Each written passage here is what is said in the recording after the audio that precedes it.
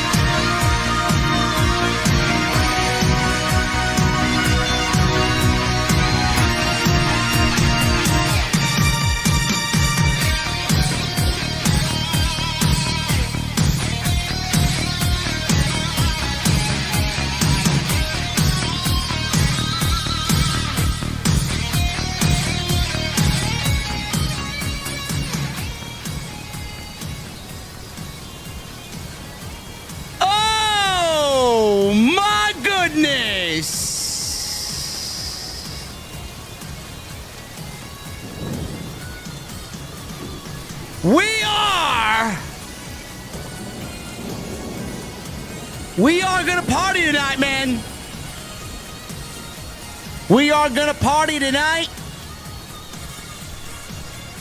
AEW Dynamite.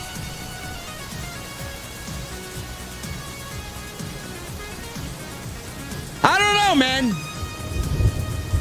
I know you guys want me to be overly negative. That's where the fun is. When we talk about AEW nowadays, man, it's all negative. It's all bad. But I will say, tonight wasn't a bad show. It was not a bad show. It would be unfair of me to say tonight was a bad show. I'm not going to lower myself and lose any credibility and give you guys what you want to hear, man. I got to be a right down the middle creator. But I will say, even though the show wasn't bad, that doesn't mean it's good. They still got one very big problem, man. It's fucking boring. We'll talk about it. And we'll talk about the oncoming debut of J.D. Graham. Who? Yeah. Jesse's here. The drinks are flowing tonight. And when I walk through those doors of the venue, I want to know on this Wednesday night, what the fuck are you guys drinking? I'll see y'all there.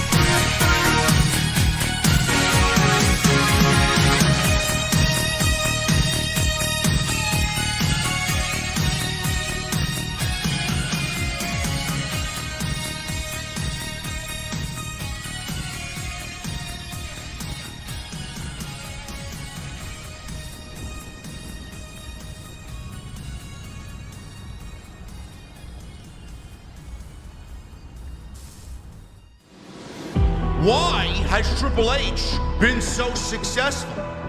Why is Triple H running WWE better than Vince McMahon and Bruce Pritchard on Monday and Friday night? Long-term booking.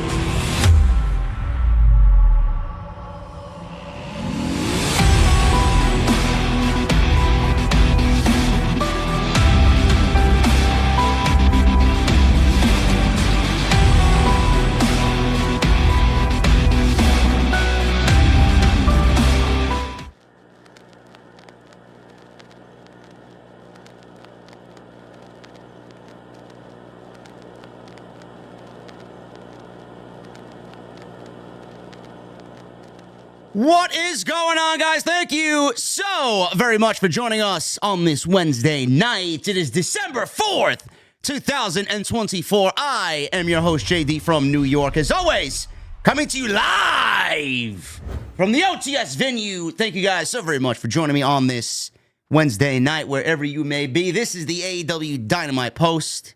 And I'm joined by my very good friend and co-host on Wednesday nights, Jesse Mortos is what they're calling you in the chat, bro. Oh, come on, bro. I got to get you a Beast Mortos mask. They don't sell those. That's no, they don't sell. Yeah, I know. They're soon, though, I heard. No. I'll make sure I stop that shit from happening. I have to get you a Lucha mask. of some kind. I got an Oscar mask. You do have an Oscar mask, but that's not that's the wrong show, bro. Oh, okay. All right. Sorry. All right. All right, let me get down What about Bandido? Bandido, listen. Woo! Go get yourself a couple of pistols, man, and pretend like you're Bandido in the Wild Wild West, man.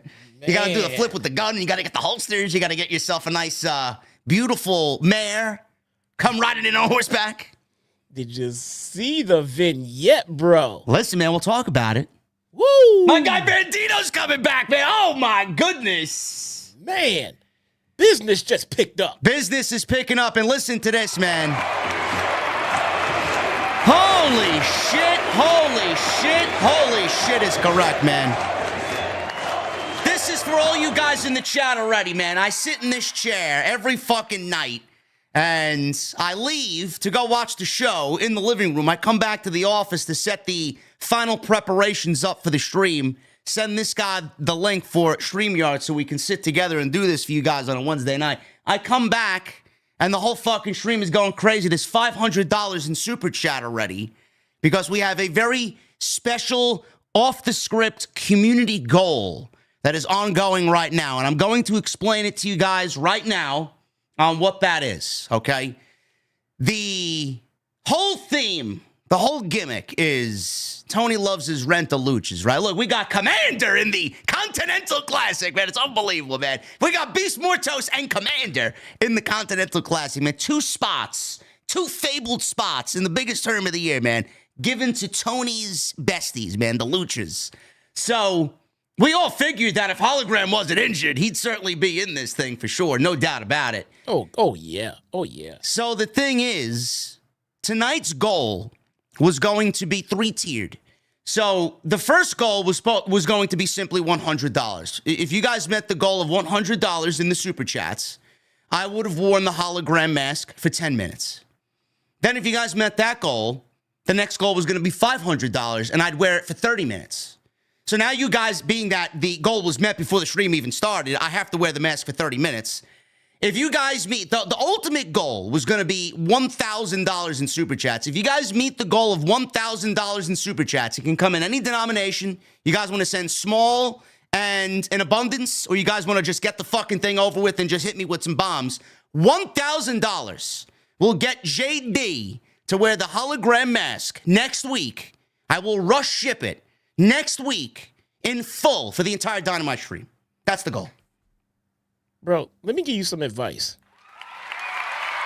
Don't put anything as a goal to these mofos in the live stream that you don't expect to already do. Because let me tell you something, man. They will reach it. Okay? I know they're going to reach it. I love my community, man. I get the best community in the scene. Yeah. Not like anything happened over on my channel. I'm just saying, okay? Well, I mean, you were the fool who set your goals with alcohol. Oh, fucking asshole. Can't do that, bro. You can't do it. I'm not that stupid. I have my moments. They put filters on certain words you can put in that goal thing. Oh yeah, I didn't know, man. I have a clean mouth. I couldn't put shots in it. Well, maybe they're thinking of some other shots. I couldn't put. It took a while. It took a different wording and everything else. They got heavy filters on what words you can use in those goals. So if you start putting some in there, you get an error message. There's nothing wrong with the site. It just has a word that they don't like. Of course they do. It's YouTube. My God, man. First of all, I got to shout out my guy, JB. He comes in with a $160 super chat. My fucking guy, David Thiering, always comes in big, man. This guy is all over the place tonight. David Thiering drops $200 in super chat. And then we got my guy, Dylan, coming in with another $100 super chat. So that is the goal, guys. You see it there. We need another, I would say, just a little bit over $400. And JD Graham will debut next week if I could get it rush shipped. I was planning on World's End to do it, but I figured you guys would like it on the Dynamite stream and not the World's End stream. The World's End stream may actually be a little bit more lively, but either way, That's the goal. If you guys want to partake in it, it's there. And right now, you guys got me in at least for 30 minutes with the hologram mask.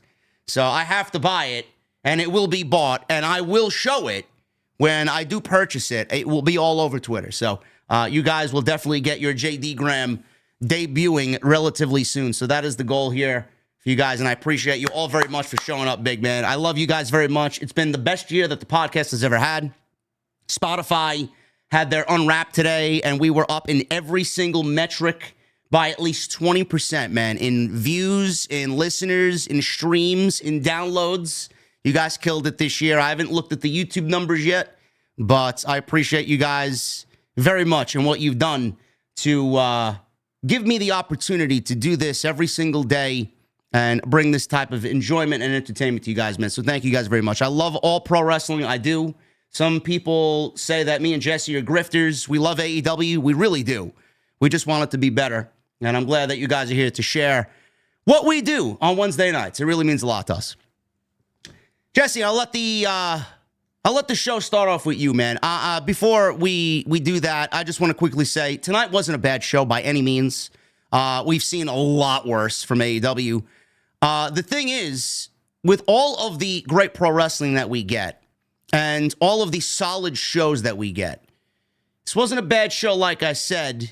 I wouldn't even say it was necessarily a good show, but, man, you know, the good, the bad, and the in-between, man, it's the in-between that gets me. It's the indifference. It's the fact that we got so many bad shows that the indifference towards anything that they do right now is just so overwhelming that it just reaches a level of it's just boring. And I don't really find myself interested until they make the real appropriate changes that they need. But with that said, I thought tonight was a solid show.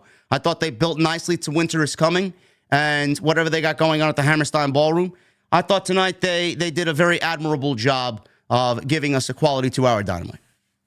They did. I mean, it was good. And I don't know if it's so it's not the middle of the road stuff. For me, the problem that's going on consistently in AEW is the inconsistency. Yeah. It is consistently inconsistent. Too many things don't make sense. Too many things don't flow over into the next thing that they try to pretend like it does. Too many things are left for us to figure out. Too many things are just there to leave us scratching our head and asking questions, and that shouldn't be. We should be here discussing the story that they're giving us, not discussing why the story that they give us makes no sense. You know what I'm saying? I mean, when we say all the time, there's no story, then somebody will come back and say, there's story, there's this story, there's that story. Okay, well, let me translate what we mean. There's no story that anyone really gives a shit about. No, not at all. Right.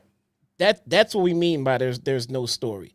Not saying every story has to be top tier fucking soap opera drama level of story, but I feel like at least one of your stories should be like that. And then the other one should fall in that's place. what you should strive for. Yes, they don't have that. Yeah, there should be something like that to make us say, ooh, I can't wait to see what happens here. There is nothing like that. There's a story here, there's a story there, and there's a story there, and there's a story there, and I care about none of them. I'm trying to care about them. I mean, we suspend our disbeliefs. Look, we suspend our disbeliefs every time we watch a pro wrestling show, any company. So we are the masters of suspending our disbeliefs. But if we have to keep on pushing our disbeliefs further and further and further and further back to accommodate the story that you're trying to feed us, then you're not telling us good story. You're not telling us this story if we have to try to connect our own dots and fill our own gaps and try to make sense of heel and face turns that come out of nowhere. Try to make sense of things that there's no fun in that. We wanna submerge ourselves into your story and not stand on the outside and say, what is this shit? And that's what we're getting from AEW as a whole from creative, man. Yeah, it's tough to not compare what AEW does to the Fed, because obviously they're the two biggest promotions in the United States. So obviously what one does, it's going to be looked at in a certain way compared to the other. And Monday night is a great example. I see you, Cam G. Thank you very much, brother. We'll get to you in just a little bit.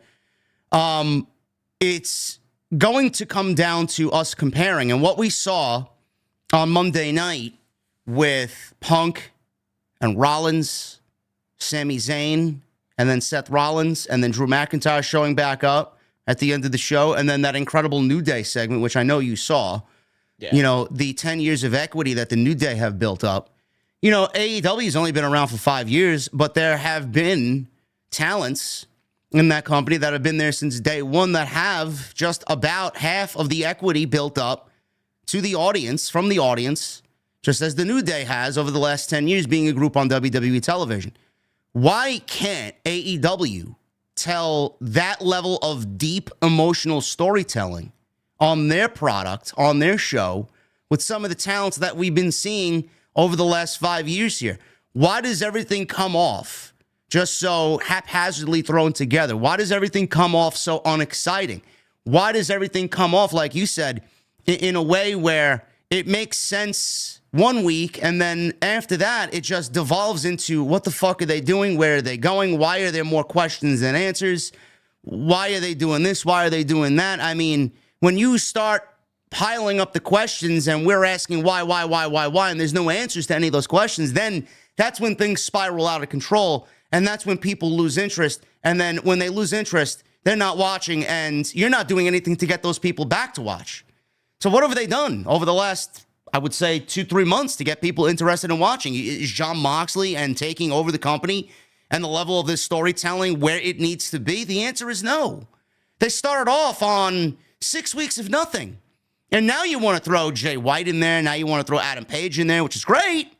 These are the types of guys we want to see on TV. But at this point, this storyline is too little too late for me. Orange Cassidy already lost to Jon Moxley. They already threw cleaning agent all over his face. They beat the shit out of him. They left him for dead at the pay-per-view. Now he wants another shot. Now he wants back at Moxley. I'm done. Where are we going with this? Why aren't you taking the steps week to week to really make this feel like an absolute fucking takeover of the company? I mean, we know it's not.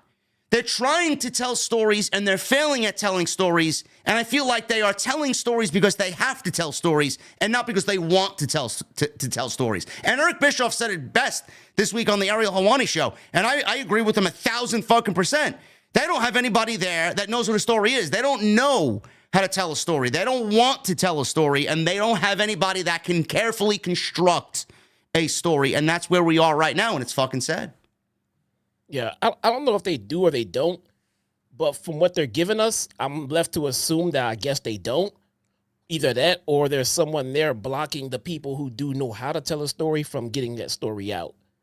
But I tweeted about that as well. I mean, everybody wanted to say everything they had to say about Bischoff. He works for the Fed. He has this agenda and he has that agenda and everything else. Okay. What happened?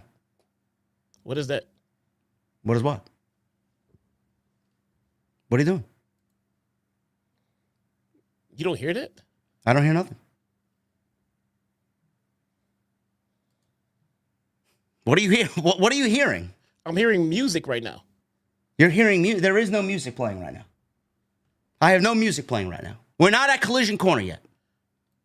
Oh, okay. There we go. Never mind. Sorry about that. I'm like, I have nothing open. It was a Twitter tab open, and it just started playing out of nowhere. Jesus, it fucking scared me, man. I thought it was something that I thought you were like fucking frozen, like you had a stroke or something. No, that tab has been open for like 30 minutes and untouched, and it just came on. Sidro says, Jesse, turn off the hub, bro. It just came out of the fucking blue. What the fuck was I saying? Anyway. You're talking about Eric Bischoff. Bischoff. He works for the Fed, and he's got an agenda, and he failed WCW, and he did all of this stuff. That's great, but is he wrong? No, he's not wrong. He's not wrong. I understand what everyone was trying to say in the replies to that tweet, but he's not wrong. You know, I mean, I made the comparison. What did I say? I said if a murderer, if a cold-blooded murderer, you know, who's in jail for life, comes out and says that pedophiles are the scum of the earth, you can't come back and say, well, he's a murderer, he's a piece of shit. Okay, but is he wrong? No. He's not wrong. You can like the person or not like the person, it doesn't matter. All I'm saying is what he said, he is not wrong. They are not telling great story. Good stories that are compelling enough to get people to continue to come back are just not happening. They're just not happening. You can put on great wrestling matches, and that's fantastic. You know, we'll enjoy the wrestling matches. But then when your show ends, great, we had fun watching the show. So when next week comes around, it's like, am I really in the mood to watch wrestling tonight? I don't know. No, that's maybe. The problem. That's exactly how I feel every single week I watch Dynamite. Every single week. Like, I tune in because I appreciate the level of performers that I do like. Yeah. But when we sit down and watch the show, and when it ends after 2 hours, there's legitimately nothing that I want to see going into next week. And now we're in the middle of a Continental Classic, and I still feel that way. Last year, I didn't feel that way because it was something that was different for them, and they gave us something that we've been asking for a long time, especially on the WWE side, to give us this type of tournament with the leagues and the brackets and the point system and just the overall competition of what it means to be in a fucking tournament of this style. Last year, it felt great. This year, I just feel very indifferent to it. And a lot of that has to do with all of the shortcomings that we have leading into this tournament this year. It's just a complete 180 from where we were. And we say it every single week. They are not giving you anything exciting. They are just... it's difficult for me to express how it feels. It's like you just floating on a fucking calm sea, and there's nothing, man. There's nothing bothers them. You know, they feel like they have to do it, and they do it just to get 2 hours of TV out of the way, and they're just smooth sailing, man, with no sense of urgency. There's no desire to fucking amp it up. There's no desire to get the fans invested and tell quality stories. There's nothing. They feel like what they're doing right now is peak storytelling. That's the problem, and it's not. It's not. It's really not. I mean, we watch so much wrestling. I don't know about the rest of you guys, but as a wrestling fan, I watch so much wrestling, like just wrestling matches. We got matches on TV. We have matches on YouTube. I see matches on social media. We see matches all the time, and we see the best matches because the best matches get posted. So we see fantastic wrestling all the time. This is not the 90s anymore when you had to have tape trading or some other avenue to come up with ways to watch fantastic wrestling. We can see great wrestling anywhere. What keeps people coming back is the compelling storylines that accompanies the great wrestling. The combination of the two is what you need to get your audience back. It's what you need to keep your audience engaged. It's what you need to keep your audience talking about you in positive ways. You don't want, once we get past the rest, hey, did you see that Ospreay and Kyle Fletcher match? Yeah, it was awesome. Did you see that spot? Yeah, I saw that spot. Yeah, that was pretty cool. Yeah, right. Now what? And, what now? What happens next? They do it again next week. Give us something to sink our teeth into, and something a little bit more than Moxley saying he's going to take over the company, and then we just go to the next segment. It's just so formulaic, and then for you to come out and tell us that the company's about to change, and then we just go to the planned commercial break, and then the planned scheduled match, and the planned same old, that tells me that nothing has changed. You have to go... I was gonna say when they went to commercial break when the NWO took over, weren't there like paid advertisements by the NWO all throughout that show in black and white? You had Scott Hall like in the production truck telling motherfuckers when to go to break and for how long and everything else. It was just a complete disruption of an organized television show. You can't tell us everything is about to change and then continue to give us an organized television show. Sometimes, disorder and chaos makes sense. So if you're going to feed us this, the company's about to change, the TBS network is about to change. Last time I checked, TBS network is doing just fine. Nothing's different. Everything's the same. What did Moxley do? Besides beat up Chuck Taylor? He hasn't done anything. I mean, for all we know, Tony Khan is still backstage in Gorilla with his goofy glasses on running the show. He's still tweeting every fucking 5 minutes about what's happening on Dynamite and what's happening next week and how excited he is to be on TBS and how Max is getting Dynamite to stream on January 1st. It's like if there was a company takeover, then Tony Khan would have nothing to do with the company. Yeah. Moxley should be tweeting from an AEW takeover account or something along the lines to show us and tell us what's exactly going on the show. Like the level of detail has been fucking absolutely miserable in this entire story. And this is why I don't care. There's so many logic guys. Anybody watching the show, even their own fan base, can pick this shit apart and fucking probably tell a better story than what AEW is doing right now. That's the problem. It is the problem. I mean, and look, sometimes bad ideas fizzle out and they don't work. Sometimes ideas that you thought would be great don't. But you have to correct course, okay? You have to read your audience. You got to pay attention to what everyone is saying. And if you look at what everyone else is saying, if you look at the ratings, if you look at ticket sales, if you look at the general vibe of everything that's going on, everything tells me that things need to be changed. And so far, nothing has drastically changed. Even if there's plans to drastically change down the road has been long enough. Something needs to drastically change. How about we turn on Dynamite and something happens that make us say, whoa, wasn't expecting that one. Okay. Yeah. But the opposite is what we get. I mean, we have the scheduled, Continental Classic, scheduled matches, scheduled 20 minutes, scheduled. Everything is on key. Everything is on par. Everything is flowing smoothly. But we were told that the company was going to be turned up on its head. I mean, what has changed? Nothing. So don't feed us that everything is going to change story and not commit to it. My whole point, the point of this is not to say make everything different and change everything. My point is if you give us a story, especially a main event headlining story, follow through with it. I used this as an example before when the Bucks, gave Tony Khan the Meltzer driver. Great. This guy went to the NFL draft wearing a neck brace. That's the level of commitment I'm talking about. That was the last thing, the last outside of the box thing that Tony Khan has done that made me say, now that is fucking ridiculous, and I love it. That's pro wrestling right there. That's what I love right there. Yeah, we'll get into it because Moxley was on the show tonight for sure. Obviously, they are setting up something with him, Jay White, Adam Page, Orange Cassidy's back again. We will definitely go over that. There wasn't really any major development that happened on tonight's show. I mean, it's just very lazy. There's not a major development at all on a weekly basis on this show to a point where it says, I'm excited to watch next week's show. That is a huge problem. They leave you with nothing but, hey, man, this is a match that's happening next week. All right, where's the fucking story? Oh, look at this tag team match happening. All right, where's the fucking story? Well, we're not going to get any of that for a while now because now the Continental Classic is going to consume pretty much the majority of the storyline. Yeah. So the shows are going to be about wrestling. There's no interference. Nope. It's just bell-to-bell wrestling.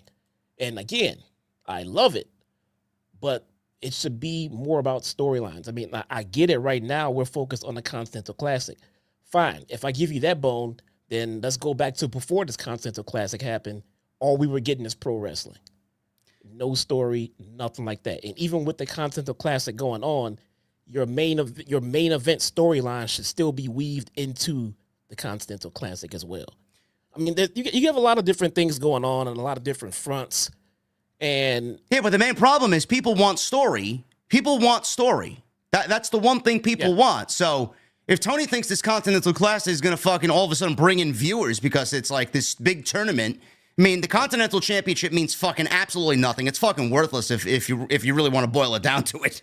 It means nothing. The tournament itself, You know, great matches, fine. We got a couple great matches tonight, great. But like Jesse said, perfectly said, we were getting great matches before the Continental Classic. Now we're getting more great matches and no story. We weren't getting story before. Now we're not getting story, and that's just doubled down on because the Continental Classic is all fucking wrestling. It's like, I don't know what he needs to do or what the wake-up call needs to be. People want story. They don't want great wrestling matches every single fucking week. Look at Raw last Monday, or this past Monday. They had maybe 25 minutes of pro wrestling on a 2-hour show, and it was heavily carried by dialogue, and nobody complains about anything. The only people complaining are the fucking people that get all the pro wrestling they get on AEW Dynamite because they don't know how to emotionally invest in characters and emotionally invest in story. So look at that show from Monday, man. Is anybody complaining about that show that loves pro wrestling? No. Because we're all here for the story, and we're not getting any of that on Monday. That or on Wednesday. That Monday show is the picture-perfect example of what is needed today in pro wrestling. And if you don't get that, you need to get on board quickly, because the more that AEW continues to ignore that and do what they usually do, the quicker they're going to continue to lose more viewers. Because that rating last week was fucking terrible. Terrible. And it's going to continue to get bad, worse, and we're going to continue to call it out because change needs to happen. And I just don't have faith in anybody there to make the appropriate changes that are necessary. Yeah, I could see that. But what we could do is see if we could find some stories somewhere else. See if there was something going on somewhere in AEW on a different show, maybe. Maybe something happened on Rampage. Who? Or maybe something happened in this week's Collision Corner. Oh my goodness, man. Collision Corner is coming up, man. Ho! This guy over here, man, there he is. Look at him. The Collision Corner.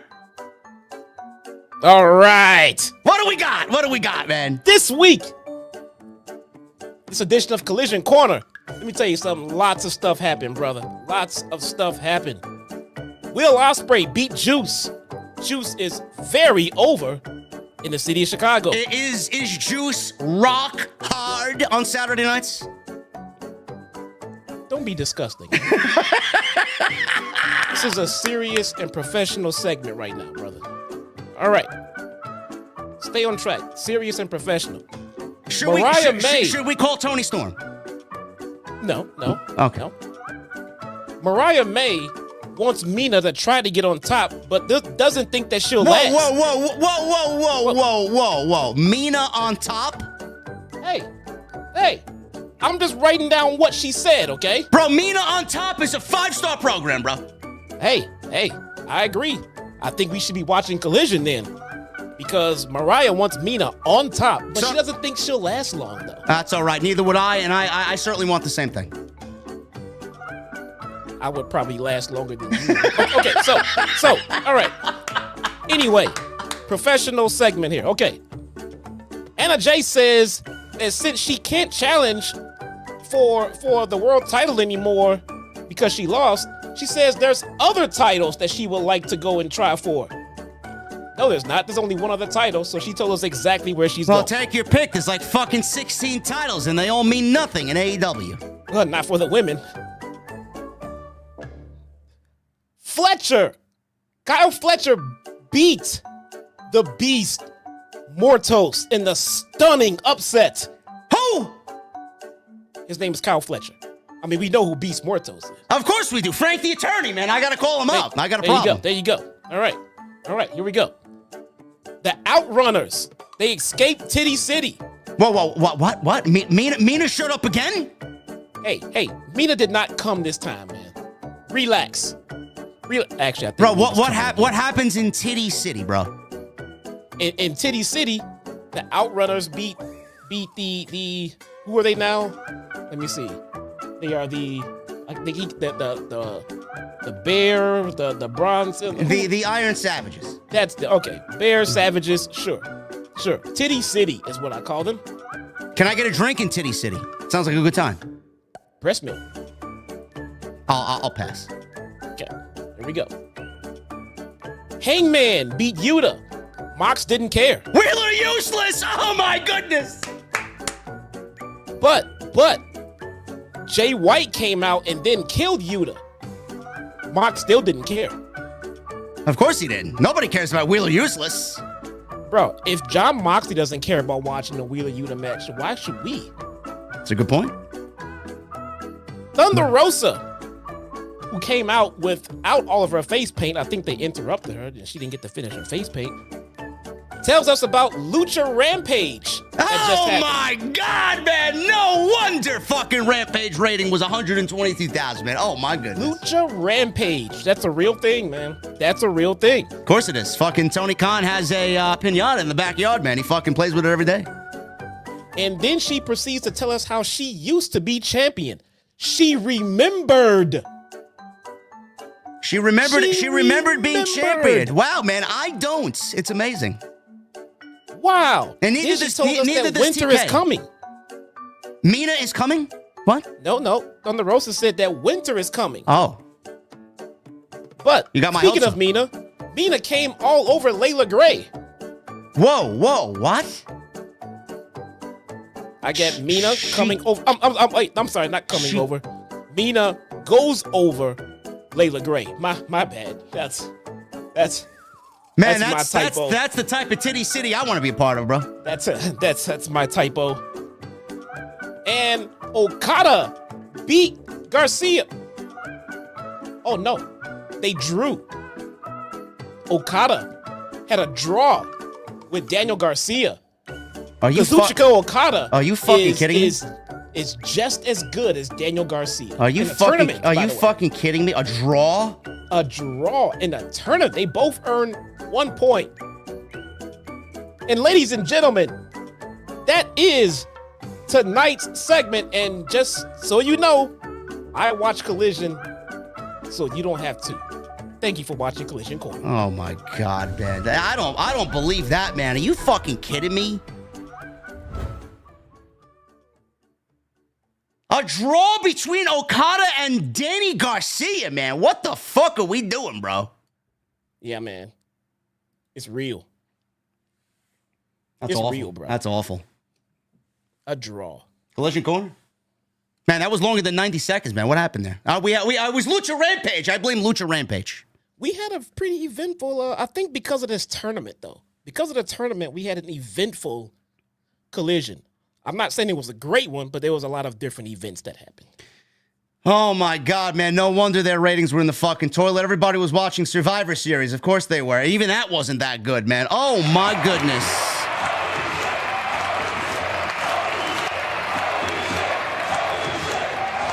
Oh my goodness, man. We have met the goal.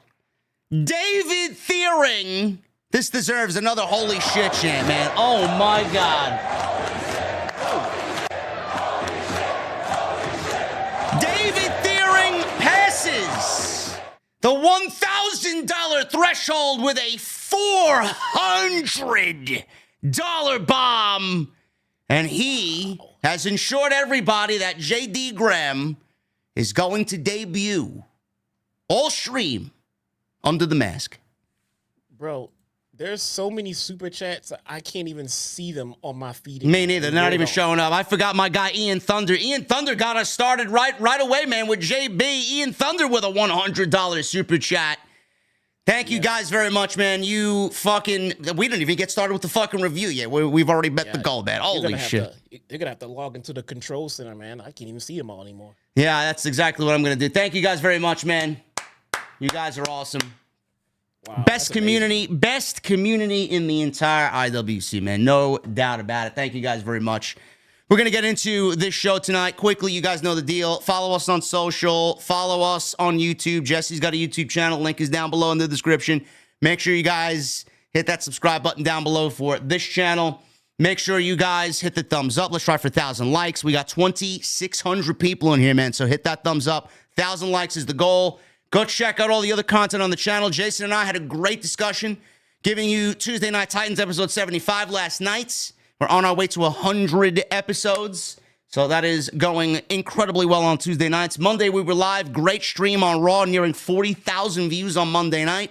And we did an upload today and an upload yesterday. So make sure you guys go check the extras that I put on the channel. Yesterday, we talked about Eric Bischoff and his appearance on Ariel Helwani. And today, we talked about Dustin Rhodes and his ridiculous tweet saying stop attacking AEW. And we talked about The Rock. All the dirt sheets saying The Rock is not going to be at WrestleMania. Don't believe the dirt sheets because The Rock will be at WrestleMania. No doubt about it. Let's get into this show tonight. Dynamite started off with a wrestling match. Oh, man. What? We got, I know, crazy, right? Shelton Benjamin versus Kyle Fletcher. This is a Continental Classic. This is the Tony Continental Classic. Like you did there. Yeah, there you go. Benjamin and Kyle Fletcher, two great pro wrestlers. Benjamin has been very good. Kyle Fletcher's been excellent. And Kyle Fletcher likes to block everybody on social media, even though we love him over here. So, don't really know what that's about. Oh, you got blocked? I got blocked, yeah. Let me see if I'm blocked too. Yeah, I'm sure you are. I don't know what we said to him. I don't know. We didn't even do anything. We listen, man. We've been advocating for him to beat Will Ospreay, man. And get, look, I even advocated for him to win the whole fucking tournament, man. He should win the Continental title. What did we do, man? Is this the Kyle Fletcher you're talking about, sir? What the fuck? Bro, take that off the stream, bro. Bro, I typed in Kyle Fletcher and it has a check mark. I kid you not. What the fuck is going on here, man? I don't know. Are you still drunk from Saturday? Kyle Fletcher. Did you not see what it said? I don't want to see what it said. Okay. Here's a different Kyle Fletcher, and I'm not blocked. Okay, that's all I needed to see. I'm serious, bro. Go to Twitter, type in Kyle fucking Fletcher. Holy shit. So in Kyle Fletcher, in his bio, it says like proto star. If you look at it real fast, it might look and say porno star. It says Jesus fucking Christ. This guy's gonna get me banned on the fucking platform, bro. Bro, I'm not making this shit up. I see it. Why is that Kyle's fucking alt? What is going on here? I don't know, nor do I care. He has a check mark. Jesus Christ. I'm not blocked. That's all I needed to know. I don't even know if I should continue the stream now.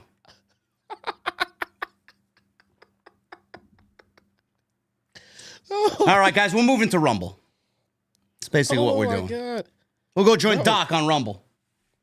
Go and fucking everybody on Twitter. Just go into search, type in Kyle Fletcher. No, please don't do that. Has a check mark, too. Please First don't. one that pops up. Please don't do that.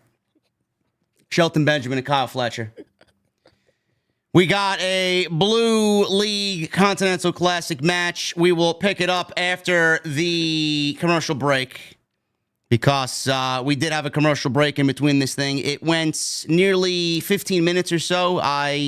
Yes, it went 15 minutes. We'll pick it up after the commercial break. Before the break, we got Benjamin hitting an overhead throw. Fletcher responded with a clothesline over the top rope, and that sent both guys to the outside and into the commercial break. We come back from break. We got both guys going at it. Slugfest. Crowd was pretty on tonight. I will admit, for the lack of crowds that we've been getting, with the low attendance numbers that we've been getting and continue to get, we are looking at a decent crowd tonight as far as energy and them being lively and invested in the match. So that was great as far as these two guys are concerned. They were very into this. They were definitely in support of Benjamin. Came back and clothesline Fletcher to the outside. Being bounced back and forth between guardrail, side of the ring steps, side of the ring. Benjamin tried a charge, but Fletcher dodged and he ate the post. Benjamin broke the count at 9, but slid into a massive lariat for 2. Another forearm exchange. Both missed thrust kicks until Fletcher fired a leg lariat and a Michinoku driver to nab another near fall. Fletcher wanted a brainbuster, but Benjamin responded with the spin kick, and both guys reset. Benjamin locked in a leg lock And he transitioned into a crossface. Fletcher teased a tap, but managed to get to the ropes and break the crossface. So Benjamin missed the charge, ate some thrust kicks. Fletcher to the top rope for an elbow for a 2 count. He went for a charge. Benjamin fired off a thrust kick, followed by suplex city suplexes here. We got step up corner knee. I wonder where he got that one from. I thought they were going to start chanting Suplex City in the crowd. Well, there was a missed opportunity for Indiana. Step up corner knee caused Fletcher to roll to the apron as he tried a sunset flip, floated over with a schoolboy, and grabbed the ropes for added leverage to steal the pin. Fletcher wins. Callis was on commentary. They both quickly bailed up the ramp and celebrated in the post-match.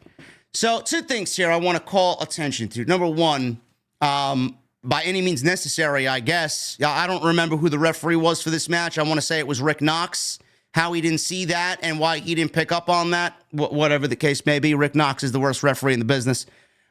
Secondly, they hype up that there is nobody that is allowed on the outside in any capacity whatsoever during the Continental Classic. But here we have Don Callis sitting in on commentary. I don't know why sitting in on commentary when we all know that Don Callis is the manager for Kyle Fletcher, why he's allowed to sit on commentary, because no matter if he's standing up by ringside or if he's sitting on commentary, that is an easy in for him to interfere in the match if there is some shenanigans going on with the referee being distracted. So I don't really know why that's a bending of the rules there. I think that's a huge logic gap in the rules of the tournament.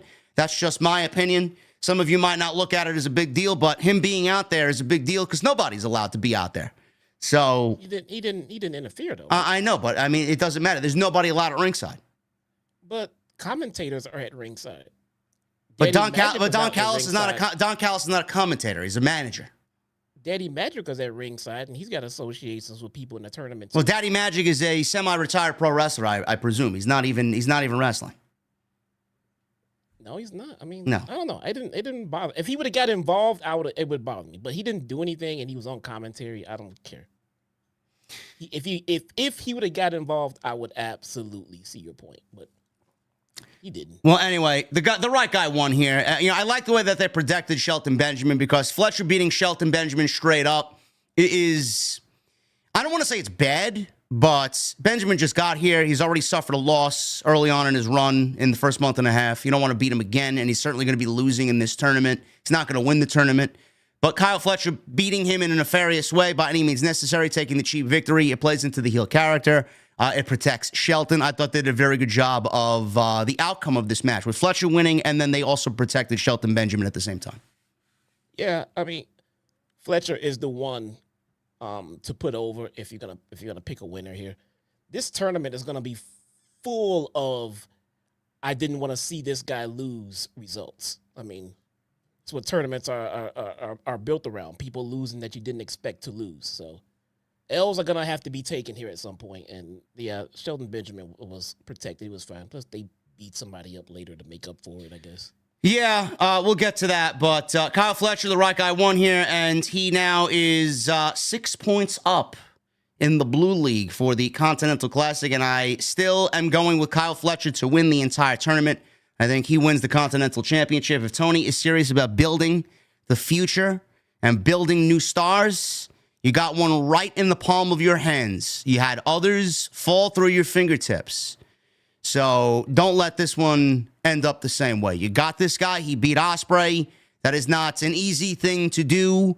That shouldn't be taken lightly.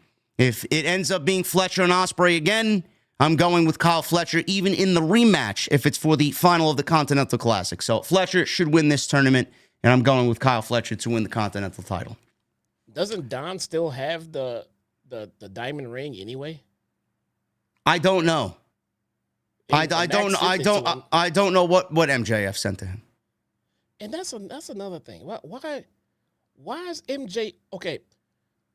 Why was MJF on the build to the pay-per-view at the pay-per-view, and now he's still gone from weekly television? Why was he on the pay-per-view? I don't know. The fact that the fact that he's not back yet after 2 weeks following the pay-per-view, but he was only brought back to wrestle Roddy, I find that to be an absolute waste of time. That was absolutely Maybe they figured he was going to be home for Thanksgiving, and being that it was in New Jersey, it's a quick drive up the Parkway and the Turnpike, whatever, and then back to Long Island. I don't know. It just feels like he needed a payday. It feels like he just had to fill a date. That's literally what it feels like. Whatever. I'm sure he's A-okay with what's going on. I'm not, though. I just find it to be I just find it to be a waste of time. If I'm a betting man, I'd probably say, yeah, he's not really content with what's going on right now. But he's got his plate full, which is good. That's good. That's good that he's busy outside of this place. That's great. But why half-ass his comeback? His eventual return is completely fucking diminished now. I would say it is nearing that. Yes, for sure. I don't know. He just feels so insignificant, and I don't know why. How we've gotten MJF to feel insignificant on the show. I don't know. He would feel more significant if he was not here at all. I'm dead serious. If he was just gone, and we knew he was gone because he was busy filming and doing other projects, and they were timing his return, and then, boom, he's back, both feet in, ready to go. Great. But they got him half in, half out, sending us fucking recorded vignettes, and showing up at one fucking pay-per-view and then not showing up on TV and back to sending them recorded. This is not the best use of MJF. He would best be served just out of sight, out of mind until he fucking comes back and fucking destroys everything. We'll see what happens with him, but we'll get into what he's going to be doing at World's End, which is not the most exciting thing right now. Speaking of people who should be on TV, or at least should have been on TV in the last couple of weeks, and now has made his way back to TV, is Hook. He makes his way to the ring with a microphone in hand, called out Nick Wayne, who challenged Hook to a match at the Hammerstein Ballroom last week. Hook says he wants Christian Cage at the show, instead wants to fight Wayne tonight. Patriarchy comes out, Cage comes out with Mother Wayne, as Hook was attacked from behind by Nick and Kip Sabian. Hook fought both of them off with throws as Mother Wayne ran into distraction enough for Christian to pop Hook with the world title contract casing, that steel casing that he's been carrying around, and it was a 3-on-1 beatdown. Sabian and Nick grabbed chairs, and then they did a concerto to Hook's hand. Patriarchy stood tall with no security, no referees, no doctors or wrestlers to even come out and attempt to make a save here, as Hook has no friends in AEW, apparently, as the Patriarchy stand tall 3-on-1, beating down Mr. Hook. So, they took a couple weeks off with this, Jesse. I didn't really know where they were going with this. I don't know why they took a couple of weeks off with this, but it looks like we're headed towards Hook getting back to New York City at Hammerstein Ballroom, continuing his feud with the Patriarchy. I know they're promoting that show as a Miracle on 34th Dynamite, or whatever the fucking case may be. So it might be like a hardcore match to play into Hook's background. So I got to be honest with you, I was actually I wouldn't say excited, but I was actually intrigued by this storyline, and it all kind of made sense. But the couple-week layoff, man, it's like, why would they do that? It's almost as if they forgot that this story was ongoing, and then they remembered this week, oh, yeah, we got to get these guys back on television. That couple-week layoff, man, it's like out of sight, out of mind. I don't think anybody really remembered what was going on here. And then you want me to kind of pick up my excitement from missing 14 days of television between these performers. It doesn't work that way. No. It's, I don't understand. You could have kept this going. You could have kept this going with a recorded vignette from Hook. Yes. I mean, easily. Okay, he's not traveling to this town, or we don't have time for this segment here or there. That's fine. I would have taken the recorded segment from Hook, instead of stuff like a vignette for Bandido returning. I mean, just the kind of thing you want to keep stuff fresh in people's mind that aren't going to be highlighted for that week. I get it. It's only a 2-hour show. You can't keep every storyline on TV, but that's a good use of vignettes like that. Hook is somewhere talking about what happened. He hasn't forgotten. He's taking care of business. When I get to this city, blah, blah, blah. When I come out there, I have something to say. Fine, move on. But it shouldn't be, oh, yeah, I forgot about this. That's not good.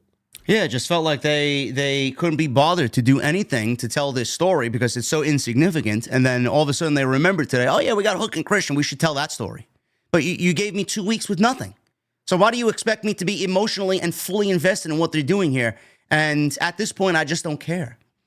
And Hook is someone that we actually think is very good. You know, one of the young stars on the roster. And I think he's actually coming into his own. I like the way he cuts a vignette. I don't know why we couldn't get that. I think it's very original for him.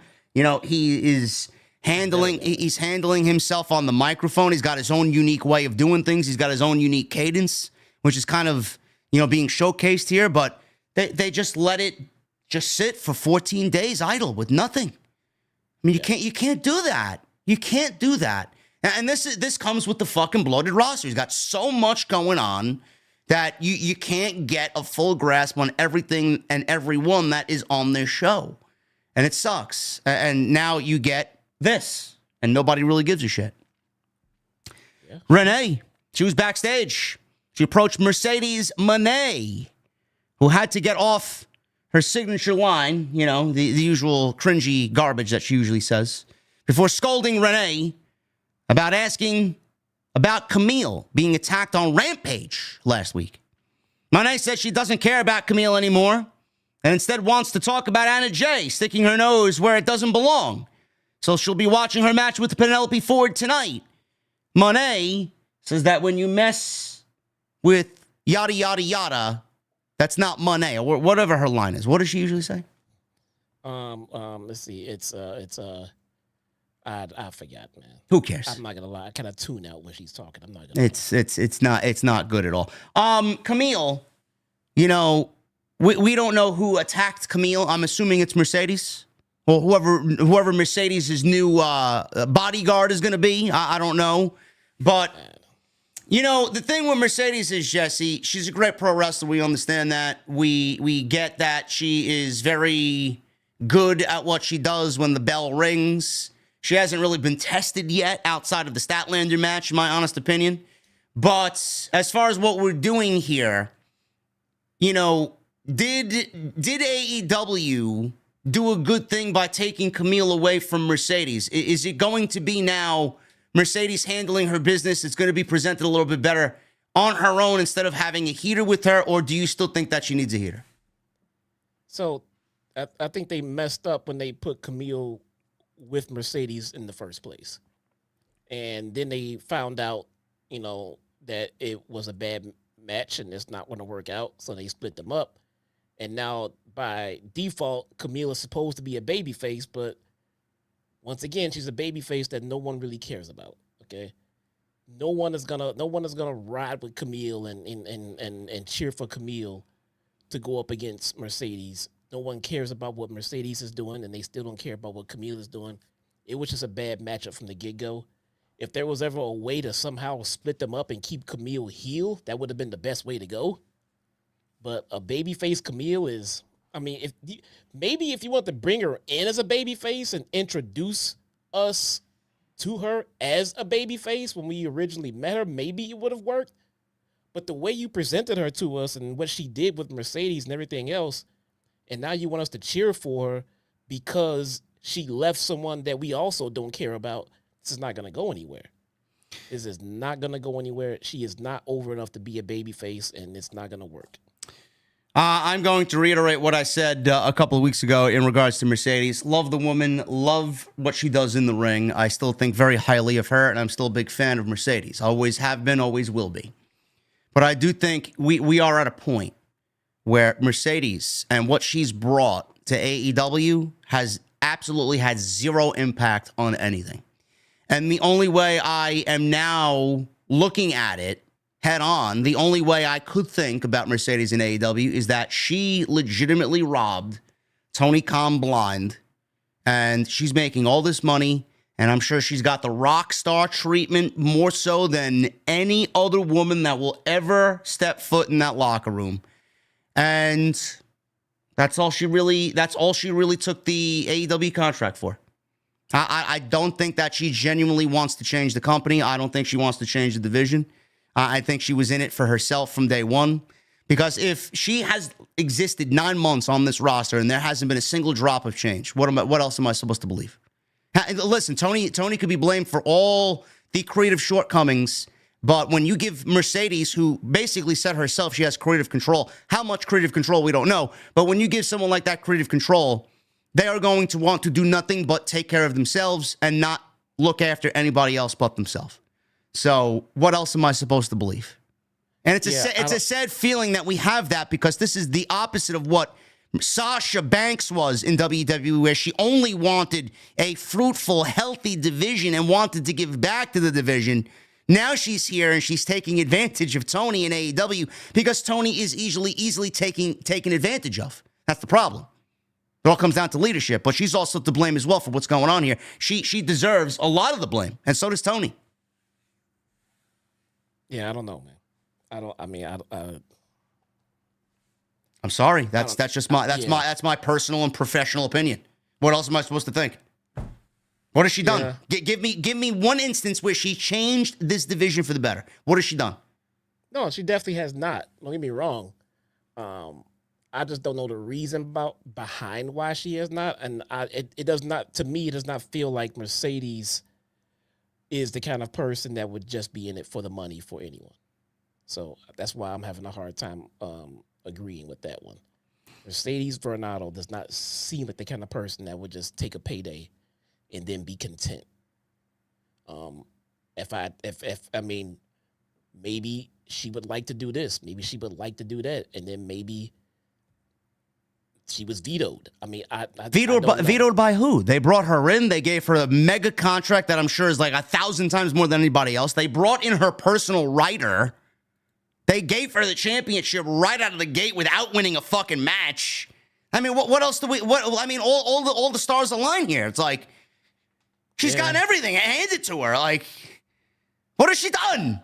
Has she put anybody over? Is anybody more over now that Mercedes is in the division? Has anybody been built up better because Mercedes is there? No. Is the division better because Mercedes is there? No, but the division is not better. It doesn't matter who would be there right now. Despite Mercedes being there, it's not better. If she wasn't there, it wouldn't be better. I mean, it does that part, the division would still be suffering regardless. I mean, I see what you're saying. I'm just having a hard time. It just doesn't feel like Mercedes would be that kind of person. It seems like Charlotte would be that kind of person. Well, could be wrong. You could be 1,000% right. But it just doesn't feel like Mercedes would be that kind of person to me. MVP, he was backstage. Shootouts Shelton Benjamin after his loss to Kyle Fletcher in the opening match, while Lashley stood very quietly. MVP said, "I love you, man, but I'm disappointed." MVP and Lashley walked away. Some fucking stagehand, some producer, some geek walked by, bumping into Shelton. He grabbed the guy, threw him into a garage door. MVP and Lashley returned to the scene, and a bunch of security and other people backstage tried to get involved, and they were all taken out. MVP then said, "That's how we handle business. That's what we're all about." And they all walked away after beating up on guys that were basically the size of Bobby Lashley's leg. That's how small these guys were. So there you go. Yeah. Her business looks more dominant than the Death Riders out there, bro. They lost tonight. I would say it looks like they might be heading towards something with the Hurt Business and the Death Riders, maybe.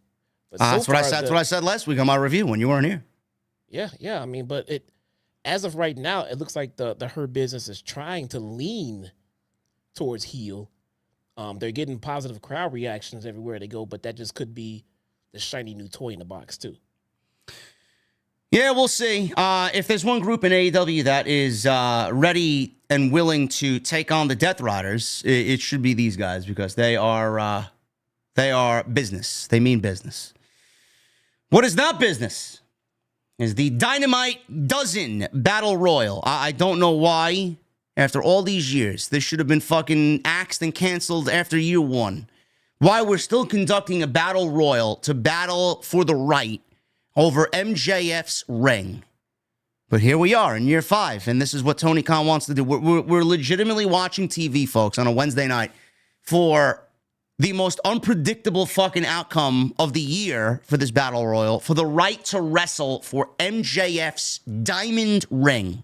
A diamond ring which supposedly he gifted Don Callis for Takeshita to take out Adam Cole, and now all of a sudden MJF has back. I mean, did he have multiple rings? Did he buy Don Callis another ring and just keep the original one and buy him a new one? Like I don't know where the logic gap is there. Well, what happened there? What is the purpose of this ring exactly?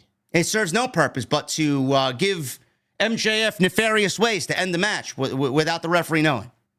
It seemed like it was just created just to give to MJF, and he's had it 2 straight years.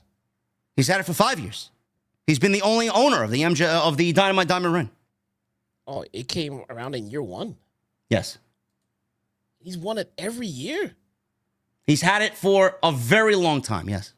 If they had this tournament every year. They've had some sort of match or battle royal, yes. I thought he only won it twice. Jorge Herrera in the chat says, JD, too much winding. What am I winding, bro? I'm going to wind your fucking girlfriend later tonight after the stream, man. She ain't going to know what hit her. Winding about AEW, it's becoming too boring, and you sound like a little bitch. Jorge, the only bitch is you because it's 12 midnight Thursday morning, and you're in my stream watching me, and me and my community have gathered to donate more money than you'll probably make in 4 weeks working at fucking Dunkin' Donuts. He's already banned. He's banned. Goodbye. He's already gone. Goodbye. Mods took care of him. I'm winding tonight. It's a new one, right? I'm winding. Winding down, man. Winding down, yes. I'm winding down with your fucking wife later tonight, bro, with a nice glass of wine. Nice glass of fucking Sauvignon Blanc. I'm a white wine drinker. The fuck? What do you know about that, bro? Nah, absolutely nothing. You know about Kyle Fletcher, though, I'll tell you that. Yeah, this fake Kyle Fletcher is wrestling. The real Kyle Fletcher is apparently doing something on fucking Twitter, bro. What the fuck? Dynamite doesn't battle royal, man. If I told you who was in this match, it would be better than Sidro's comedy, man. This was ridiculous. Ridiculous. Participants in this thing. Let's get some what do we got? We got any music here? Hold on. We got some music here, man. Participants. It's my music. It's clown music, yes. That's my music. We got Lance Archer in the Dynamite Doesn't Battle Royal, man. We got Brian Cage. We got Rocky Romero. Leo Rush. Action Andretti. Mark Davis. Dante Martin. Darius Martin. And Evil Uno. Alongside Kyle O'Reilly and Adam Cole, baby! Jesus Christ, man. Was this the most predictable battle royal that I have ever fucking sat through, man? Jesus Christ. What are we doing, bro? Tony, why waste my time with this? You just should have booked the match for next week. We didn't need all this garbage. What the fuck does MJF have to do with any of these guys but Kyle O'Reilly and Adam Cole? Adam Cole at this point, never mind Kyle O'Reilly. He just threw himself into the fucking picture because he's upset that Adam Cole can't let MJF go. And he's upset that Roddy got beat up for it. Sounds very homoerotic, this whole relationship with these. With all these guys. They're all fighting over MJF's affection or some shit. What are they doing? I don't know, man. I mean, this was a complete waste of time. The last 2 men in this battle royal would wrestle next week at Winter is Coming, and then the winner of that gets MJF at World's End for the Dynamite Diamond Ring. Why does it need to be for the Dynamite Diamond Ring? What does the Dynamite Diamond Ring have to do with anything? Doesn't Adam Cole want to get MJF back for breaking his fucking ankle? I mean, holy shit. And I'm still struggling to figure out why anybody is going to look at MJF and feel like he's the bad guy in this situation. Remember 1 year ago, he had everything taken away from him because Adam Cole revealed himself to be the devil? Why am I going to find sympathy for Adam Cole in this story and not MJF? They still haven't even touched upon that. Adam Cole's done nothing since he's been back to sway my opinion on the matter. I'm still on MJF's side. Because he just popped up one week and told us he's babyface. That's it. That's it. That's it. So let's go back and string along this story. MJF, not on TV for the last couple of months because he's filming a movie. God bless him. He is now in a position where he put Adam Cole and Roderick Strong together in a best-of-3 series. Whoever won 3 matches is going to get MJF first. Then they changed the rules. When they both get 3 wins, they could get MJF for the pay-per-view. It didn't end up that way, and they changed the rules back to the original set of rules as the story was progressing, which Roddy ended up getting the 3 wins, and Adam Cole lost to Takeshita because MJF paid off Don Callis to put Takeshita in a match with Adam Cole, and he took care of Adam Cole. So that ended that. So then we get a Roddy and MJF match at the pay-per-view, which was more like a collision match on a Saturday night, and nobody gave a shit. They broke his hand. Adam Cole let this happen. Kyle O'Reilly's upset at Adam Cole because he feels like he's got this obsession with MJF, and now it's harming his best friends in the process, and he's wondering why he just doesn't go after MJF and take care of the problem because MJF is running amok on all of their buddies. You should turn that clown music back on as you explain this storyline. Now, I don't want to overplay it. Oh, okay, there we go. So at the pay-per-view, MJF beat Roddy and broke his hand, and Adam Cole is standing there like, what happened? What happened?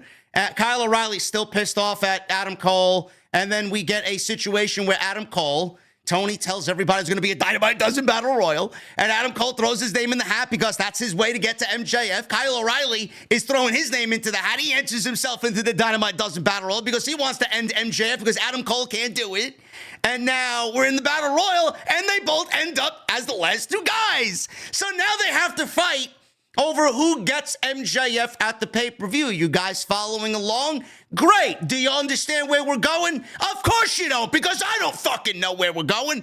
So what happens now? What's the story here, Jesse? Is the story, and this is where you put it perfectly in the beginning, why am I connecting the dots for this story? Am I coming up with my own synopsis of where we're going with this story? Why does this match happen at Winter is Coming next week on AEW television? Is this going to bring Adam Cole to a point where he's got the balls in him to finally go after MJF and beat MJF and end this once and for all? Why does he have to go through Kyle O'Reilly to do that? Is Kyle O'Reilly just there to bring that intensity and that old Adam Cole back so that he's got enough to go into World's End and go into that match with MJF? But then at that point, what the fuck does the Dynamite Diamond Ring have to do with anything? What is it? Yeah. What is his? It's his essence? Is it is it his fucking heart and soul? Is it the heart that keeps on beating for MJF? The fuck does the Dynamite Diamond Ring have to do with anything? So let me tell you how people have a problem. Why people have a problem relating to this fucking story. Not only, I mean, it makes no sense clearly, but MJF has nothing physically that these guys are trying to take. They just want to beat him up. I know when me and my friends, when we have a problem with someone, we just get together and say, hey, let's just go beat him up.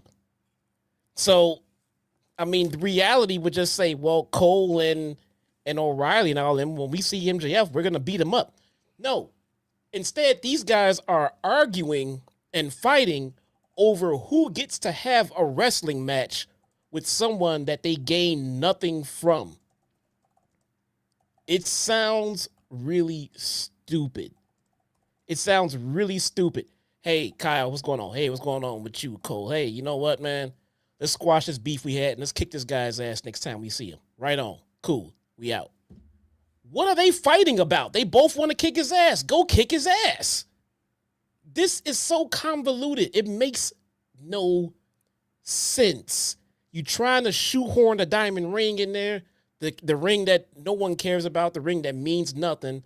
It's pretty much a title. It's basically a title without being a title, but there is no importance to it. There's no significance to it. At least Christian Cage is carrying around a fucking folder or whatever the fuck that metal case is, and that gives him a title shot. What does this ring do? I don't know. Nothing. What the fuck does it do? I would love an answer for why this ring is so important. It's like, you guys ever watch the The original Transformers movie, one of my favorite, if not my favorite cartoon movie of all time from 1986. Remember that scene where Optimus Prime was mortally wounded at the end of the fucking movie and he hands over the matrix of leadership to fucking Ultra Magnus? Well, what is it that for MJF? Does he live and die by this fucking diamond ring? I mean, what the fuck are we doing here, man? Who gives a shit? Is he the leader of the Decepticons Who now? Who gives a shit? I don't understand this. What the fuck does either one of these guys want with a Dynamite diamond ring? Couldn't you just do this match and a promo segment? What the fuck did we need Leo Rush in there for? Action Andretti, the Butcher. Like, I mean, why don't you ask your Megatron? We'll see what he has to say, man. I don't know, man. That is just ridiculous. That's what I was gonna ask you. Tell me you're getting one of those Elon Musk robots. You're getting one, right? Well, it depends on how much they cost. I fucking knew it. I knew it. Is it going to serve me my cold beverages? Could I be like, yo, Optimus, I need a cold beverage? He'll come up the stairs to my office and then hand me a cold beverage? I don't know if it'll bring you drinks. You could probably fuck it. I don't know. Listen, Kyle Fletcher, enough of your fucking shenanigans, okay? I don't know. I don't know what the fuck you're on tonight, man. You are the one that wants a robot to bring you drinks. You know, women do that too. Sure. But that's the day and age that we're going to. Oh, my God. Everybody's going to be hanging around with a fucking AI buddy, bro. Oh, my God. Not me, man. I saw enough Will Smith movies to know that you don't want to trust technology to run your life. Hologram says they're about 30,000. Really? About so they're basically like a mid-level car. A car? Yeah. Yeah, so that's where we're going with this. I mean, they were I'm not even going to go over the battle royal because it's a waste of time. Post-match, Cole tried to offer a handshake, and O'Reilly, oh my God, he brushed him off, man. What a sad story. And then they immediately go to the next segment, as if they don't play up the fucking detrimental fucking partnership here being broken apart and the friendship being fucking withering away. Nothing.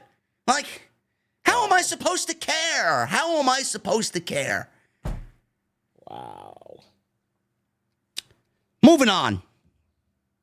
We had a vignette showing Julia Hart having a bullseye on Jamie Hayter and her comeback.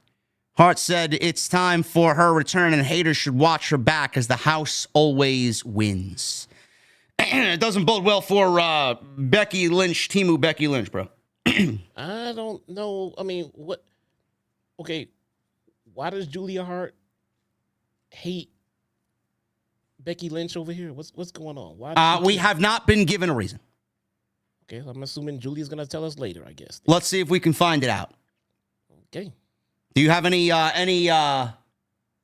thoughts on the matter, man, as to why Julia, in your own interpretation, why Julia would be upset with Jamie Hayter?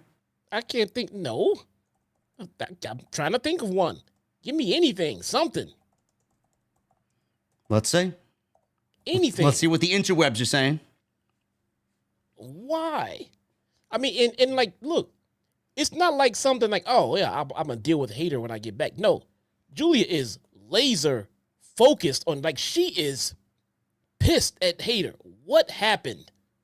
What happened? Did Hayter try to sneak one in on Lee Johnson, man? What happened? According to the interwebs, there is no story, and it is basically a psychological rivalry starting anew. That's it.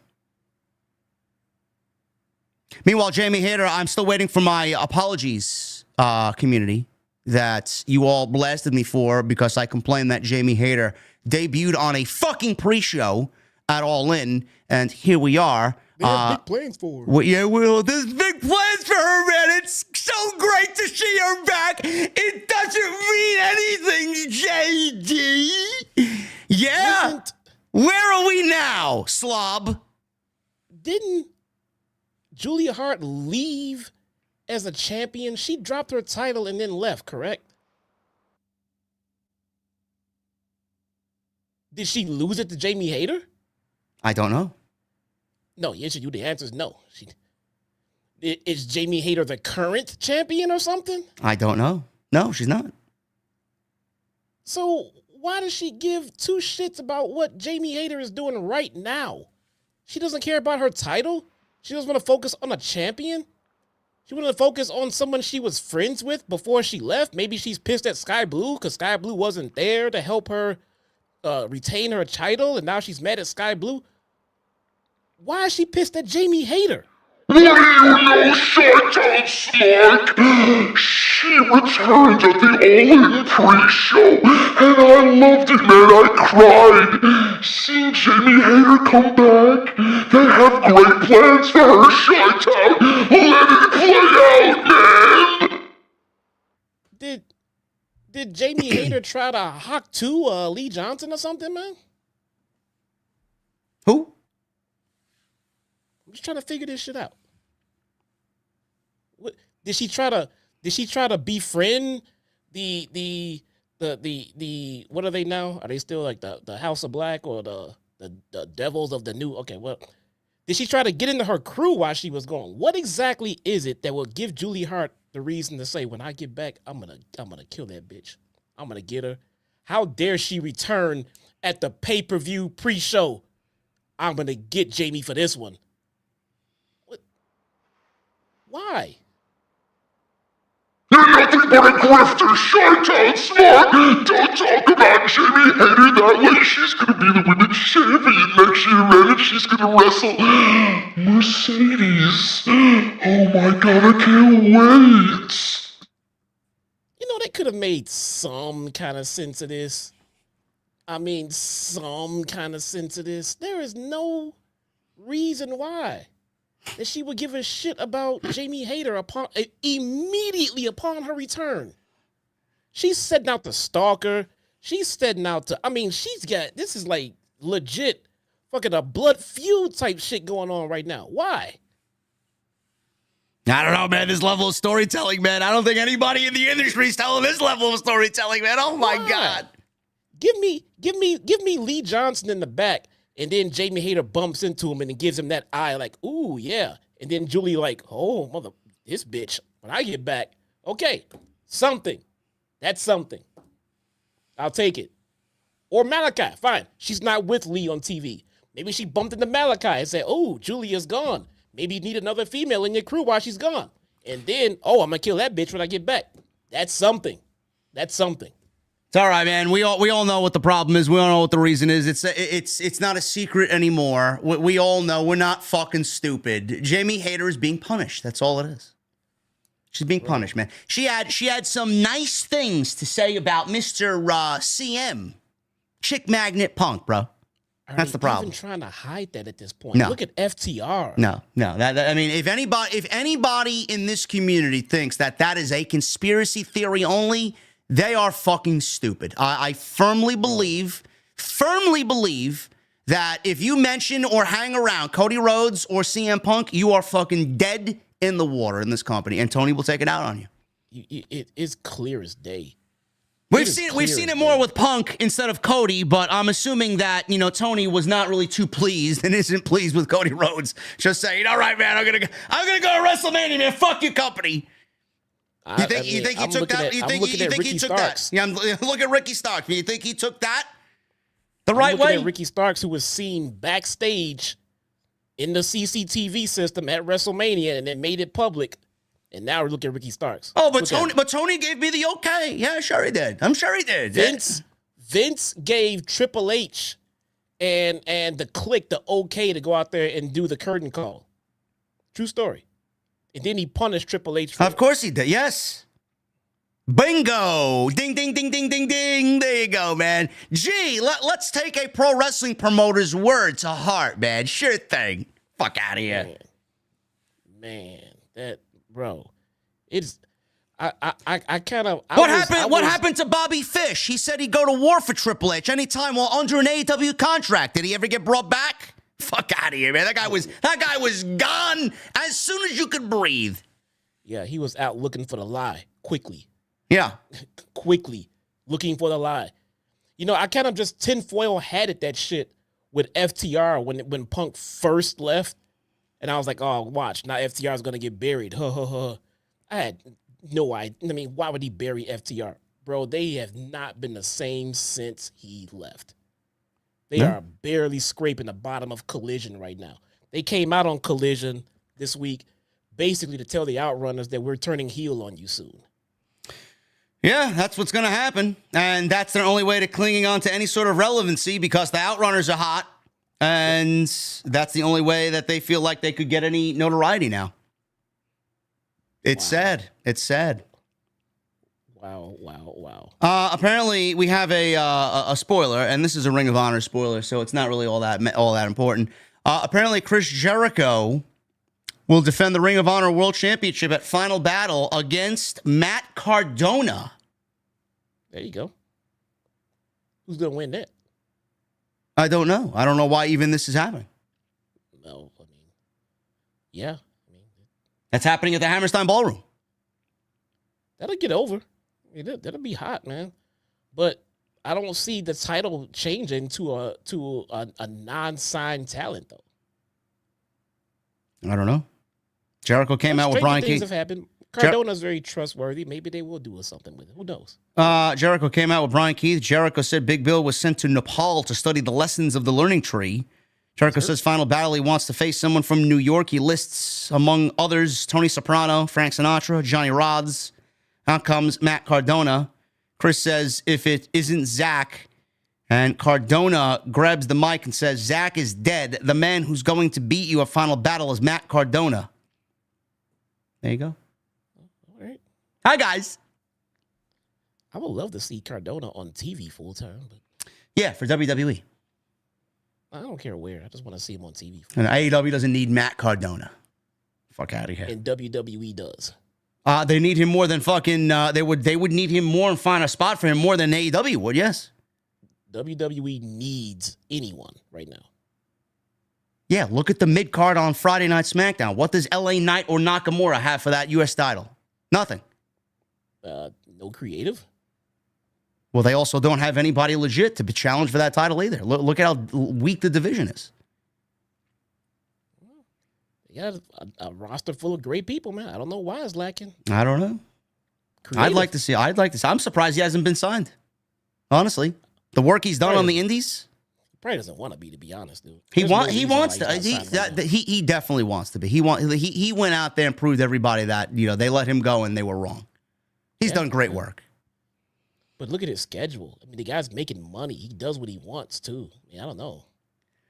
He's got to be the top free agent on the market. One of them for sure. Yeah. So I mean, I don't see why he wouldn't be signed if he really want. Like if he went to Triple H or Tony Khan and say, "Hey, I want a full-time gig," which one of them are going to say no? Neither one of them. They'd be stupid too. They'll both take him. That's why I'm like, I don't think he wants to be signed. Anyway, we'll see that develop. It's still not going to get me to watch Ring of Honor, especially happening on a Friday night. Actually, I'll be at House of Glory anyway, so I'm not even going to be able to watch it, even if I was home. So that show's happening the same night as House of Glory in Queens. So we got a great show. We just announced Ray Phoenix for House of Glory. Look at that. Look at that. He's going to be in attendance at HOG on December 20th. Yeah. I hear he's not going to be a free agent anytime soon. So, well, I mean, he gets to talk to people who want to see him out of AEW. There was a Free Phoenix sign that was on camera tonight in Indiana on television during Dynamite. Right on camera, too. They weren't shy at all by moving away from that. Swerve. He went one-on-one with Max Caster. Before this match, there was a backstage segment with the Acclaimed and Daddy Ass. Renee walks up to Daddy Ass and Bowens, and they are incredibly annoyed at Max Caster. Billy Gunn said, MVP is so in Caster's head that he can't think straight. Gunn puts over Caster, but is going about this all wrong tonight. Now, what he means by that is because he talked shit to Swerve last week, and Swerve beat the shit out of him, and now he wants a match with Swerve. Caster said, what's wrong with Bowens? Said to go prove that to Caster being the best wrestler alive. Caster thanks him and wants to have a celebratory handshake. His support from his teammates is not there. No one does it. Caster struts off camera, leaving Gunn and Bowens just baffled at how delusional Max Caster has become. So the match itself, Caster comes out, does his rap. Strickland is in no mood at all tonight. This lasted maybe 3 minutes. Caster only got a springboard attack on Strickland, but he popped right up, fired off 3 house calls, flush in the face, dominating victory, 1, 2, 3 after the match was over. Strickland was going to leave, but he opted for a swerve stomp for good measure. And Strickland told the camera not to waste his time. And there's still a little time left in 2024. And he says he and Bobby Lashley will have unfinished business to attend to at World's End. So, Jesse and I are going to have differing opinions on this. I said this on social media. This was a complete waste of time. So much for being called the best wrestler alive for Max Caster. I don't really think breaking them up is the way, because look at the roster. If Max Caster is going to be a singles, no matter if he's on his own or aligned with the Hurt Business, this was a clear glimpse into the future about what a singles run for Max Caster is going to look like on AEW television. This guy ain't going nowhere.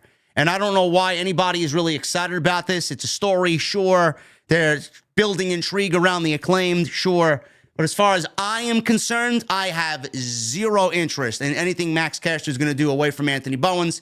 And to me, it's just beating a dead horse, bro. There is no life left to any of them. And I honestly think the creative has killed both of them so much that even if they go individual, solo, it's not going to go anywhere. Yeah, I think there needs to be a heel turn for the Acclaim. If they're not going to do that heel turn, Max Caster would be the one to go heel, and definitely Anthony Bowens when to go babyface. I think Caster has some potential as a heel. I think with his shtick, with his freestyle shtick and the heat that he can draw from it, I don't know. And I know Bowens it can be over as a babyface too. But look, they just need something fucking fresh, man. If they turned them both heel and went that way, great. But keeping them together and keeping the same fucking babyface heel thing they got going on with the scissor me bullshit, it's going nowhere. So this is doing something. I'll take this over them just staying stale and stagnant with Billy Gunn over there. Just, I mean, that's going nowhere. If you're not going to turn them both and you're going to turn one, Caster is the one to turn. And I don't know.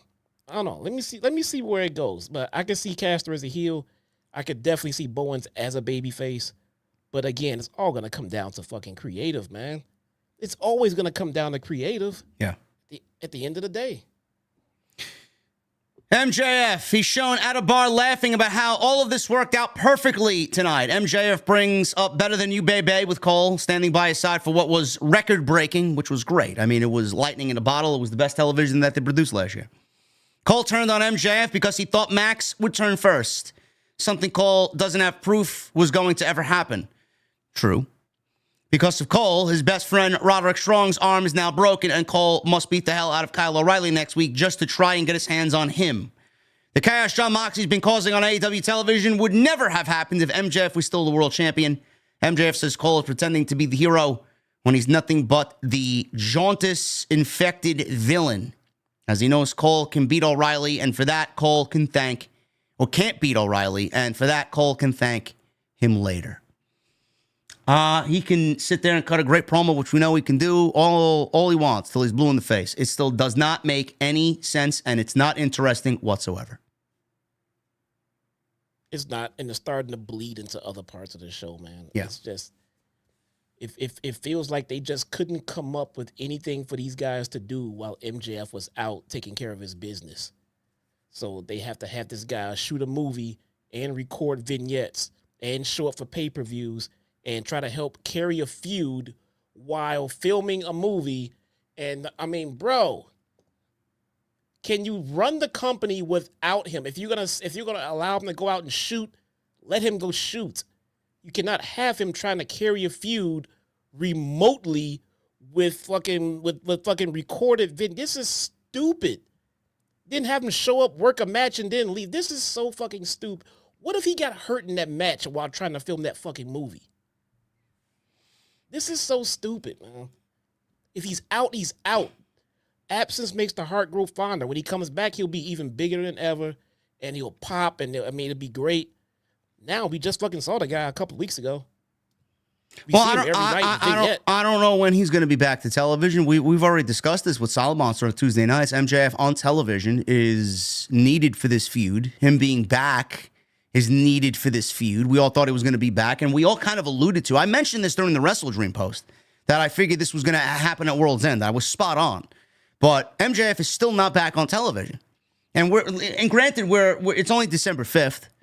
So the pay-per-view doesn't happen until the 29th or the 30th, the last Saturday of the month. So we have enough time for him to be back on television to give us some live MJF promos. But as the weeks go on, the story just gets more convoluted and less interesting. So when are we getting him back? He's absolutely needed, and we need to put an end to this. And the Dynamite Diamond Ring is not or should not be a part of the story. No. They for the animosity they have towards this guy and everything else, that Dynamite Diamond Ring means literally nothing to them. Nothing. So it's they want revenge for the reasons that they want the revenge. It's not like they give two shits about that ring. So it can be gone and that hatred would still be there. Not sure why. It makes no sense. But from what they're trying to tell us, they're that angry and that upset, and no one cares about that fucking ring. I don't know who is going to walk out victorious during that match, because we all know it's going to be Cole and MJF, but at no point should anybody be discussing MJF losing to Adam Cole. MJF is ice cold, and it's not even his fault. Adam Cole is ice cold and hasn't done a fucking thing to get anybody interested. He hasn't said anything to fucking recoup what was there before he got injured. He is absolutely ice fucking cold. There's no way that MJF should lose this match on World's End. No. No way. Is he so ice cold that Dominic Mysterio is a better wrestler under 30 than him? How old is Cole? 34? Cole's over 30. But Dominic Mysterio tops the wrestlers under 30 list with MJF number 2. Dominic Mysterio is absolutely on no planet ahead of MJF. Zero. I don't know who put that list together, but they're clearly a fucking absolute blithering idiot. You know how many blithering idiots are in my replies telling me that it's true that Dominic is better than MJF? That's tribalism speaking. There's no fucking way you have an eye for pro wrestling and you think Dominic Mysterio is better than MJF in anything. Bruh. I mean, Fucking who are these people and where are they, man? I love to see these people and what they look like. There were so many of them that I'm quite confident statistically one or two of them have to be in this chat right now. That's how many of there was so many of them sitting there trying to tell me that Dominic Mysterio is better than MJF. Better wrestler too. I even singled out better wrestler. I had some come to me, well, Dominic has better heel work right now than MJF, but better in-ring work. And I'm just sitting here like, oh, the fuck is... And then I put a tweet out, if you seriously think that MJF is not as good of a wrestler as Dominic Mysterio, I'm going to fucking block you right now. Right away. Oh, my God. How can... It's Dirty Dom. How can you... what the... Sinister, you do not believe that comment, bro. Dominic is light years better than MJF. On what planet? Told you. On what planet, bro? I obviously, nobody's going to do anything to you here because you're here almost every night, but that's my Sinister. That's my Sinister. He said that? Bro, that's absolutely incriminatingly false, bro. What the Sinister? Come on, man. That is not even being honest with yourself. No, there's literally nobody that can say that. And I'm not taking anything away from Dominic, man. Dominic has got a bright future ahead of him, but he's not anywhere near MJF. Ever. Yeah. People get offended when you say someone who is great at what they do is not as good as someone else. They think you're trying to say that the original person sucks. Nobody said that Dominic sucks. All right? He's just not MJF. No. It doesn't mean that he sucks. Just because you're not as good as MJF does not mean that you're not good. I'm like you. I think Dominic has a great future. I think Hook has a great future. I think Nick Wayne has a great future. I really do. I think those three guys are gonna be big in this business one day down the road. But there's a lot of great young stars on television. Braun Breaker, Ludwig Kaiser. Braun Breaker. Oh yes, absolutely, man. Carmelo Hayes. Some people actually think that. I mean, like, what? Am I living in bizarro fucking? That's when I took a break from Twitter again, man, because people are just saying shit just to troll. Either you don't know how to evaluate a pro wrestler, or you are just just tribalistic to WWE. There is no MJF has been doing this shit longer than Dominic has been fucking. Come on, man. There's no way anybody that says that has watched an MJF match, especially last year. Fuck out of here. Oh my God, man. Okay. Switchblade. He went one-on-one with Pac. This was a first-time singles match, believe it or not, between these two of the company's best in-ring performers. We'll pick it up after the commercial break. Obviously, Jay White's been mixing it up with the Death Riders as he wants the World Championship. Adam Page will not allow him to have the World Championship. And then we got Christian Cage, who obviously is looming with that title contract. At any point, he can cash that in. So Pac flipped out of a corner after the commercial break, ran into a Jay White suplex into the turnbuckles. Big chops, jabs by Jay White. Pac spiked with a DDT. He sold it like Pac usually sells his DDT, the best DDT sell in the business. Pac rolled to the outside. White sidestepped the ref. Back inside, Pac fought off the Uranage with a snap bounce back German. Went to a big clothesline, but White hit a Uranage into a double down. White charged to the corner, ate a big boot. Pac was able to go up top. He rolled through a shooting star. Both trade counters until White spiked Pac with a sleeper suplex. Pac avoided the first, and the sleeper suplex came on the second attempt. White wanted Blade Runner. Pac leapt up for the Brutalizer. White was still standing. He collapsed into the ropes. Ref was going at it with Pac for letting the submission go too late. Yuta, useless, pulled White to the floor and hit the Busaiku knee. White was rolled back into the ring. Pac picked him up, only to be spiked with a Blade Runner, and Pac was pinned by Jay White. 1, 2, 3. Post-match, Wheeler Yuta tried to attack. He suffered a Blade Runner as well. Marina Shafir appeared and had a face-off with Jay White, who was choked out by Marina last week. So he had his back turned. This allowed Jon Moxley to attack from behind and pounce with some punches. Hits a paradigm shift. Moxley and his crew were about to leave. Hangman walks out very slowly, stared down from the ramp. Moxley was about to square up with Page when a cameraman all of a sudden attacked Jon Moxley from behind, wrapping a cable cord around his neck and choking him out. It was revealed to be Orange Cassidy, and the fight was on. Shafir, she was dumped over the guardrail by Jay White. Page was sent out to the floor by Moxley, and Yuta, until Cassidy was, dealing with Moxley, he got away from that situation. They went at it, and he was left staring down Moxley and eventually popped him with an orange punch. White hits a Blade Runner on Moxley. Cassidy and White stared at each other. Moxley stumbled up. Page flew in with a buckshot. Page, Cassidy, and White were left standing tall as the babyfaces chased off the Death Riders, and they were left retreating up the ramp. And then all of a sudden, we see Christian peering in through one of the tunnels, standing there, holding his AEW World title contract and smiling. I can't bring myself to get excited, but I will say this is the level of talent that should have been at the very beginning here, seeing Jon Moxley take over, quote unquote, take over the company. This is the level of talent that we should have seen from the very beginning. I don't know where Orange Cassidy fits into this outside of just wanting to get revenge. He's not going to win the world championship. He's not going to be the world champion. They had cleaning agent dumped on him at the pay-per-view, so he wants his revenge for what happened at the pay-per-view. But then we got Adam Page and Jay White, who clearly want the world championship, and their relationship with Christian, or Page rather, his relationship with Christian Cage, and Jay White obviously being fucked over by Christian Cage at one point or another. It looks like, Jesse, we're headed towards a fatal four-way at World's End. Jon Moxley defending against Orange Cassidy for revenge. Jay White because he wants the world championship. And Adam Page because he wants the world championship. So it looks like we're headed towards a fatal four-way. What did you make of this, and how you feeling coming out of this? It doesn't fucking matter, man. Doesn't matter. None of these guys are going to do anything to Jon Moxley. I'll be surprised if they make him bleed. And we know how easy that is. So where does Christian Cage fall into this? Is he going to fail that contract? Cashing in? Absolutely.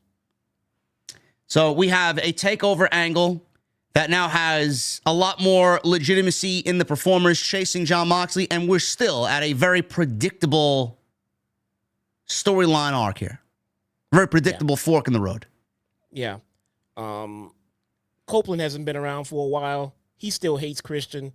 So the second that cash-in happens, I expect to see him back. They're teasing the cash-in more and more, so I'm expecting Copeland back really soon now. Probably at Winter is Coming, who knows? But he's it's gonna be a failed cash-in. That's the better heat for him right now. And I don't want to say, I'm not trying to say Christian Cage is not ready to be AEW champion, because he definitely can be. It's just not time for him right now because of the stuff they're trying to get done with Moxley and MJF and everything else. So it's just not his time. Yeah, I can't bring myself to care about this. I mean, this takeover angle does not feel like a takeover angle at all. It doesn't. It's just week-to-week television with fucking people coming out and having this manufactured fake tension with each other. This is not a takeover angle. They've done nothing to depict that this is a takeover angle at all. Everything is still the same, from the opening theme to the fucking commentators to the way the show is run to the way the show is looked. Nothing about it speaks Jon Moxley and the Death Riders have taken over. Yeah. Tony Khan's still running the show. Tony Khan's still tweeting. Tony Khan's still booking the matches. Continental Classic is going off without a hitch. Nothing has changed. Nope. You want me to sit there and think that this is a company-wide takeover for Jon Moxley because the AEW World Championship hasn't been showcased on television and he wants to change the company and uproot the company from their terrible behavior to bring it back to what it was? Great. How about we have that actually happen in real life instead of playing it out on TV? Don't know where we're going with this. I don't care. Listen, if Darby is your answer, I still don't give a shit. I don't. No, I mean, you've already beat Darby clean. And he lost his first Continental Classic match. Yeah. So, I mean, they're not lining up. They're not lining up any real credible contender for Moxley right now. So at this time, I'm just left to believe that he's going to pad his, championship with some W's for right now, because he's not going to lose the title right now. Or should I say lose the briefcase right now? So until then, I mean, this is all just fluff, and Moxley's going to come out on top. I mean, I'm still waiting for him to do something to take over the company, by the way, but we're the Young Bucks, though they packed up their shit and left when Moxley took control. They literally grabbed their shit and ran. That's exactly what's how they wrote them off TV. Yeah. This is not the week-to-week storytelling that we need. This is absolutely lifeless television, and this is not anywhere close to being a takeover angle to a point where you feel the company is being threatened in any way humanly possible. The characters are not interesting, and I'm still going to go back to what I said at the very beginning of the All-In build. I don't know why we don't have Adam Page as the world champion right now. I don't understand it. I don't understand why they didn't go all in with Adam Page. I don't know why they didn't continue to build the show and the brand around what he was doing and the character work that he was bringing to Dynamite, which was a must-see type of character. Instead, they gave it to Bryan Danielson, who did nothing with the championship. His first title defense came out against Jack Perry. That did nothing because they wanted to play off the heat of Jack Perry and the CM Punk aura in Chicago, and it fell flat on their face. Or Jack Perry fell flat on his face. It was a fine match for what it was, but it wasn't a fucking pay-per-view match. And then Bryan gets fucking yeeted by Jon Moxley, and they did nothing to sell that tremendous angle at the end of the show where it legitimately felt like a change was coming. It's the only part of this story that actually felt like a takeover by doing what they did to Bryan Danielson. You look back at that and say, why did we give it to Bryan Danielson? Why did we do that? And then it resulted in what we got over the last 6 to 8 weeks. You go back to that Danielson suffocation thing and leaving him at the end of that pay-per-view at Wrestle Dream, being carried out on a stretcher. Nothing adds up from that moment on. So I'm asking, why didn't we give the title to Adam Page? What has Moxley done? What has Moxley done with the championship? Who's challenged Jon Moxley that we think is going to take the championship off Jon Moxley? Nobody. Meanwhile, you got Adam Page there. He beat Swerve in a fucking brutal match, burned the guy's fucking house down, only came back to beat him and do blood and guts to get to Swerve. And this guy is now doing what? Now he's got to go through Jon Moxley? Now he's got to be treated like fucking mid-card fodder because Tony wanted to give Bryan the moment. He wanted to make Bryan Danielson the annals of AEW history a champion. Meanwhile, we all know Bryan didn't fucking want it. Does Moxley even really need the title to pull this angle off that they're doing right now? No. You could have Hangman running around as world champion because what Mox is doing for what he feels is bigger than the world title. They'll need the world title. And then let Hangman do what he's doing with the title and then carry on with main event title match. This whole thing is a fucking mess. Whole thing is a mess. You had an opportunity to usher in real change here to really make it feel like a takeover. And what have you done? I still watch this fucking show and I'm bored to fucking tears every single week asking myself why. With everything. I don't know. Jamie Hayter was backstage saying Julia Hart's mind games don't work for her. She's more of a face-to-face or fist-to-face kind of gal. Hayter said everyone and their mothers were pissed about her return at Wembley. No shit.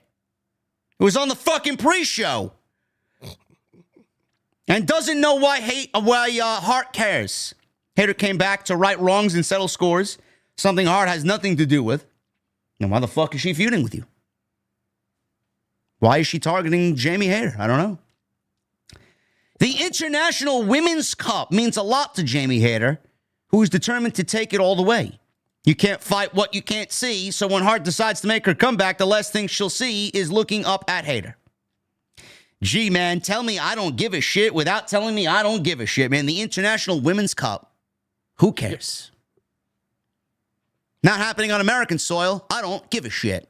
It's not happening on Dynamite, I don't give a shit. Give me a break.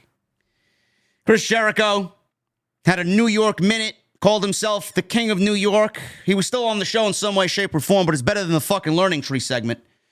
So he plugs ROH Final Battle and the upcoming AEW shows at the Hammerstein Ballroom. Also plugs All in Texas on July 12th with tickets going on sale December 9th. Jericho keeps mispronouncing it Hammerstein, like Rammstein, and says he'll announce his opponent for Final Battle on ROH TV tomorrow night, which we all know is Matt Cardona, which we have some news on. Apparently, according to Sean Ross Sapp, this apparently was something that came about in the lights, in the rubble of the Ricky Starks GCW situation where Tony Khan pulled Ricky Starks from the GCW Hammerstein Ballroom show and all GCW shows moving forward because Effie's a fucking idiot. Because he said something very personal about Tony's dad, and I don't really blame Tony Khan for pulling Ricky Starks because why are you mentioning Shad Khan? I don't really understand that. So Tony had every right to do that. So Sapp says Brett Lauderdale has a statement based on Matt Cardona appearing on Ring of Honor at Hammerstein Ballroom and working with AEW. I'm excited for Matt and excited for the fans. It will be a fun atmosphere at the Hammerstein Ballroom for AEW, and I think things may have just gotten a little bit more interesting for GCW's return to the Hammerstein Ballroom on January 19th. Now, I don't really think that anything's going to happen because the fact that Effie fucked up the way that he did, that doesn't mean that any AEW talent's going to show up on GCW TV at the Hammerstein Ballroom. I just think that's a pro wrestling promoter doing pro wrestling promoter things because he knows he has bleeding ticket sales and they haven't sold anywhere close to where they want for that Hammerstein show. They're not even at 700 tickets sold for that show yet. So I just think it's him mulling up excitement where there is actually no excitement for that show. Who's Effie? He works for GCW. I don't know. Let's say, I mean, what does he do? What does Brett Lauderdale do? He's a wrestler. He's a wrestler. Brett Lauderdale owns the company. Right. So what does Effie do? I don't know. He's like a spokesman for the company. I don't fucking know. What the fuck do I care? Matt Cardona is challenging the Ring of Honor World Champion, Chris Jericho, for the title at Hammerstein Ballroom. There you go. Woo-hoo. Great. Can't wait. I'll be at House of Glory doing my thing with Solid Monster. Anna Jay. Actually, by the way, before we get to Anna Jay, there was a vignette showing of two cowboys talking about someone returning soon, saying, as soon as the outlaw returns, everyone is in trouble. One of them puts up a wanted sign and shows the man that they're talking about, and the man that they're talking about is Bandido. Wow. Bandido is returning to AEW television, bro. So now we'll have Bandido, we'll have Commander, we'll have the Beast Mortos, and we'll have Hologram. Hologram. Ooh, man. Who? Bandido. Bandido's coming back, bro. I was wondering when he was going to come back. Listen, man, this was a great vignette. I like this a lot. I got a soft spot for Wild Wild West themed shit. Maybe they should have given Jamie Hayter a Wild Wild West theme instead of I that don't know. 70s gimmick. What I mean, I don't know. instead of that 70s show. How quick before Bandido's on Collision wrestling Beast Mortos? And Lucha Rampage, man. I know. Missed out. He missed out on the party. You gotta go watch that. I should cover that. Anna Jay. She wrestled Penelope Ford. Anna Jay, who, by the way, wrestled how many matches with Mariah May and lost her shot at the Women's Championship, the AEW Women's Championship. So all of a sudden, she's now back in a position to wrestle Penelope Ford for a shot at Mercedes in the TBS title, man. It's like, gee, she just went for one, she lost, let's go for the other and lose again. Like, what are we doing here, bro? I think what just happened was Anna Jay just got traded in the brand split. Because there is low-key a brand split here. There is way too many people that are only on Collision and not on Dynamite. And so she can't challenge over on that channel anymore. So I think she's jumping on over to Dynamite. I don't know. This wasn't bad. You know, Anna Jay has obviously made some improvements. Penelope Ford has been pretty solid in her return. She's been a loser, but she's been pretty I solid. enjoy watching Anna Jay and Penelope Ford wrestle. Well, I mean, yes. I mean, they're very, I wouldn't say they're very good, but they are definitely working, and they are both a progress, for sure. We'll take this up after the commercial break. Ford was in control for most of the first half of the match. She comes back from the break. She hits her handspring corner elbow, looking for a moonsault. Jay swept out the legs. So Jay didn't get all of a thrust kick. She hits a rolling neck breaker for two. Jay finally hit her hanging neck breaker charge, but Ford was there with a pump kick. Anna Jay came back with a thrust kick of her own. Ford did that little silly matrix thing that she does and ultimately avoided the Queen Slayer with a cutter for two. Ford missed a moonsault, allowed Anna Jay to the shotgun dropkick. Ford avoided a gory bomb into a dropkick of her own into the ropes. Ford took a little bit too much time bridging into a deathlock, but Anna Jay got to the ropes. Ford, for some reason, opted to argue with Aubrey Edwards here for I don't know why, as that the little momentary distraction allowed Jay to hit a gory bomb for the 1-2-3. And Anna Jay wins. Post-match, Anna Jay grabbed the microphone, called out Mercedes, who quickly comes out. She strutted to the stage. Monet said if Chris Statlander, the biggest and baddest in the AEW Women's Division, can't beat her for the TBS title, what makes you think Anna Jay is going to beat me for the TBS Championship? That was all a shoot, bro. No lies detected there. So she's basically supposed to be in character, but she's actually just peeling back the curtain just a little bit because nobody is going to believe that Anna Jay is going to beat Mercedes Moné. Give me a break. Moné said Mariah May must have kicked her a little too hard in the head, but she admires her confidence. Moné said Jay should come back in 10 years until she's done something in this business first. So Jay said, oh yeah, like this, and then slapped Moné in the face, who looked at her, and she looked at her watch, and then retreated and said, nah, it'll be on my time. And then we're told legitimately, we see a graphic that in 2 weeks that we're getting Mercedes versus Anna Jay for the TBS Championship. That's her time right there. Yeah. Yeah. It's fucking crazy how she plays it off like on my time and we're going to find out at a later date. But then they just throw the graphic up right there as she says it. It's like, gee, man, thanks for killing the fucking aura of the segment. You know, I thought we were going to wait on her time to find out when. Not like anybody gives a fuck. But then they throw the graphic up. It's like, all right, thanks for the waste of a time. Thanks for the waste of a segment. Ridiculous. Sent you some breaking Mike Tyson news to your phone. My phone is in my other room charging. Was it the fact that Saudi Arabia offered him $700 million to box Jake Paul again? Yeah. That was community noted as false on X already. Is it? Yes. When was that community noted? Because now earlier this afternoon. This afternoon. Now wrestling news is posted about it 7 minutes ago. Yeah, that was community noted earlier in the afternoon. Oh, okay. I'm sure it'll be just as rigged in Saudi Arabia as it was at AT&T Stadium. Well, it said that Tyson must win by KO within 3 rounds for the $700 million payoff. Well, if Mike Tyson wrestled the same way he wrestled in round 1, we could have been looking at a knockout, but he just completely said, you know what, I'm going to coast for the next 7 rounds. I think he just remembered that he's fucking old. And it kicked in. Bro, that was not the same Mike Tyson we saw in the training videos, bro.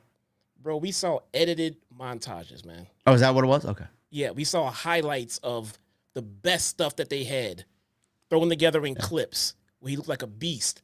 Now, put him out there for 10 consecutive minutes, and that's not... Well, wait a minute. What would Jake Paul get out of that? He gets what? How much money? How much of that $700 million? Nothing? It doesn't say. It just says the Alec Kashiki, chairman of General Entertainment Authority, has presented Mike Tyson with a lucrative offer to rematch Jake Paul. The proposed bout carries a potential purse of $700 million for Tyson. He said the fight needs to be real and Tyson must win by KO within not 3 rounds, 3 minutes. Gonna knock him out in 3 minutes? That's bullshit, dude. It was community note already. It's fucking Yes. bullshit. Yeah, that's Mike Tyson has not knocked anyone out in 3 minutes in a long time, long before he fucking retired. No. That's Renee was backstage with Mariah May, who cut Renee Paquette off for not having friends and just poking holes at what people do. Renee went to leave when May sat her back down and told her, listen, May said giving a title shot to her best friend is a great gesture, something she wouldn't have done otherwise, as shaking your tits doesn't earn you a title shot. yes, the fuck it does. Well, in this case, it has. Yes, it does. She's going to have to work for it. May brought up Thunder Rosa calling her out briefly as we saw Mina marching back into the segment from behind with a glass champagne bottle. She approached all the way around. She handed May the champagne bottle and told her, do it right in front of my face instead of doing it from behind. Winter is coming. Make Mina work. And she walks off. I actually thought this was a good segment. I thought Mina looked great there. I'm over Mina and Mariah in these segments. Yeah, I don't. Ultimately, I don't care. I mean, we want Mina. We want Mina. Look, there's nothing else for Mariah to do. Tell us there's nothing else for Mariah to do without telling us there's nothing else for Mariah to do. She said something along the lines of that women's wrestling is dead in AEW, man. I think there's a lot of shooting going on here. Is she wrong? She's not wrong. Is she wrong? There's an obvious brand split going on here. We have Thunder Rosa stuck on Collision. Why is she stuck on Collision? She did talk about how bad the women's division is. Yep. Deonna Purrazzo. What is going on here? Who? What is I have no recollection of who that is, bro. Who's that? You got characters here that you only see on Collision. Oh, not that I want to see him, but Beast Mortos only on Collision. Oh, a former Impact Women's Knockout champ. Oh, that Deanna. Yeah, Deonna Purrazzo. Okay. Keep up, man. Come on. Okay. What does she do again? Fatal Influence? Only on Collision. There's an obvious fucking brand split here, and what is her group name? Fatal Influence? What are they? Their name? Oh, the Vendetta. What are they called? Yeah, she has a tag team partner, doesn't she? Taya Valkyrie. Taya Valkyrie. That's right. And they are something Vendetta. Maybe I don't. Johnny know. Mundo, his wife. They're stuck on Collision. Johnny TV. Johnny Nitro. Make it Johnny official, Impact? I guess. Johnny Why Morrison. is there an unofficial brand split? I don't get that part. How many names has John Morrison had? He changes his name for every company he goes to. You know that. Johnny Underground. I think that was the best Johnny. It was the best Johnny. That was the best Johnny. Lucha Underground had enough to make you want to keep coming back. And the wrestling was great, just like because they had AEW. story being told on a week-to-week basis. Story was so good. The fucking soap opera. Literally. It was shot just like a soap Yes. opera. The cinematics, it was great. It was different. Brody King. He went one-on-one with Claudio Castagnoli in the main event. This is a Continental Classic Gold League match. This was very good. I mean, Brody's great. Claudio's great. I just don't have any reason to care, honestly. I really don't. I really don't have any reason to care. We'll pick it up towards the end here. This was a very good match for both of these guys. This is a rematch from last year's Classic, and they beat the shit out of each other. So this was Claudio basically getting his win back as Brody beat him last year in the tournament. Now, we'll go to a commercial break. We'll come back after the commercial break. King was on the defensive coming into the commercial break. After the break, he's planting Claudio with a Death Valley driver. Goes for recovery, gets a near fall. King is bleeding from the nose a little bit. Claudio sidestepped the charge, does a massive pop-up uppercut. He goes for recovery, gets a 2 count. Claudio got a DVD out of it, connecting some anvil elbows in the process. That did nothing but fire up Brody, who got to his feet, took out Claudio with a lariat for 2, and both guys are down. So there is a situation where Brody has a bad hand here. Hand is injured. That's the story of the match. And apparently Claudio earlier double stomped him, wrapping King's arm around the post and injured the arm in the process earlier in the match. King kept throwing knife-edge chops with it, and he was not really effective in that. So it switched up, hit a corner splash. Crowd was clearly behind Brody here, who is more and more babyface as the weeks go on here in this tournament. Connected with a cannonball, goes for recovery, gets a 2. Claudio tried a springboard uppercut. King swatted him out of midair with a big forearm. Claudio then wrenched at the arm. He went up top. King joined him up there, hits a big superplex off the top rope on Claudio. King spiked Claudio with a pile driver for a 2. King then again winds up his lariat. Claudio bailed outside. King was out after him, kept throwing chops. And then he went for a dive, but Claudio moved out of the way, and he ran right into the steel railing on the outside, the barricade on the outside. Claudio hits a big uppercut. He falls over the barricade, does Brody. King is now in the crowd as Claudio gets into the ring, and the referee, Bryce Remsburg here, is counting Brody out. He makes it back in at a 9. Claudio went for his lariat. King hit the first and then got a second. King wanted the Gonzo bomb, but Claudio raked the eyes, grabbed the ref, and then hits a low blow from behind, which Bryce did not see. I don't know how. I really don't know how he didn't see what the fuck was going on when he was legitimately face-to-face with Claudio, and Claudio did a mule kick from behind right through Brody's legs. I don't really understand the lackadaisical refereeing here, but I'm not a referee in AEW. And then he connected on the neutralizer for the 1, 2, 3.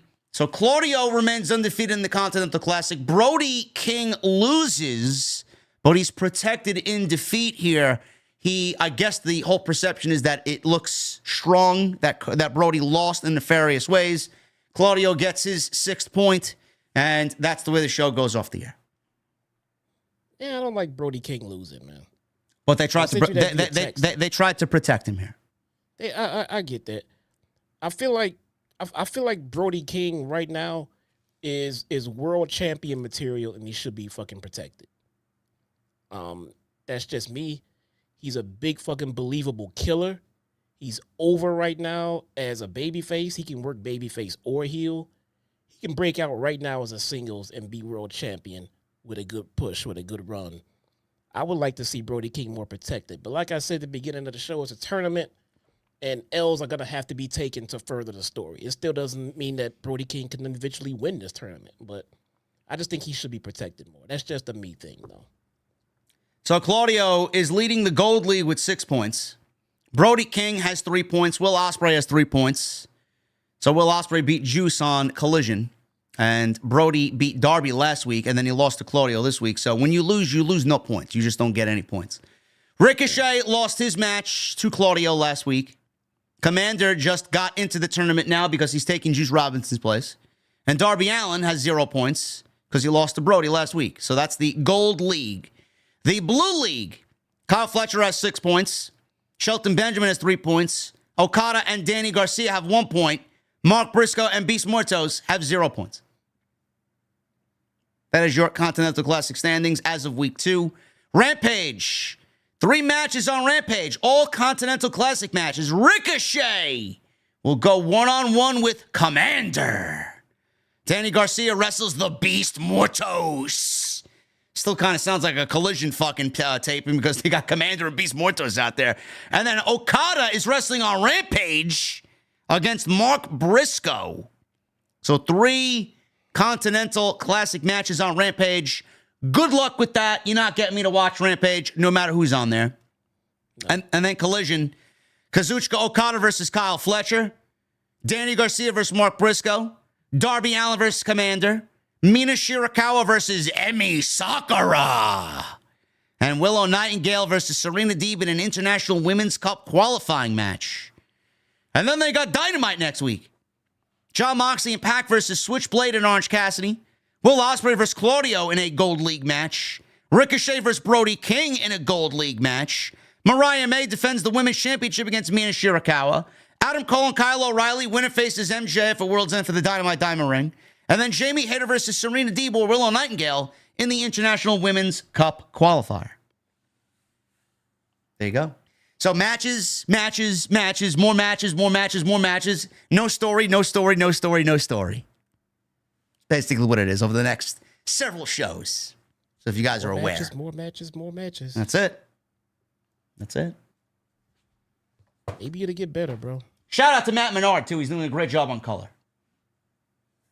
Doing a great job in the absence of Taz. Always. Yeah. Always. Menard is that's his calling, man. Yeah. That's his calling. He needs to be the Corey Graves of AEW, man. Thank you guys for a great stream. Tremendous stream here tonight, man. We blew past the goal. And JD Graham will be debuting hopefully next week on AEW Dynamite. If I could get the mask for you guys, it will be next week. If not, it'll be the week after. But I appreciate you guys very much. Where's it shipping from? Is it Chicago. Pro Wrestling Tees? Yes. Bro, it's going to be a while. It's going to be a while.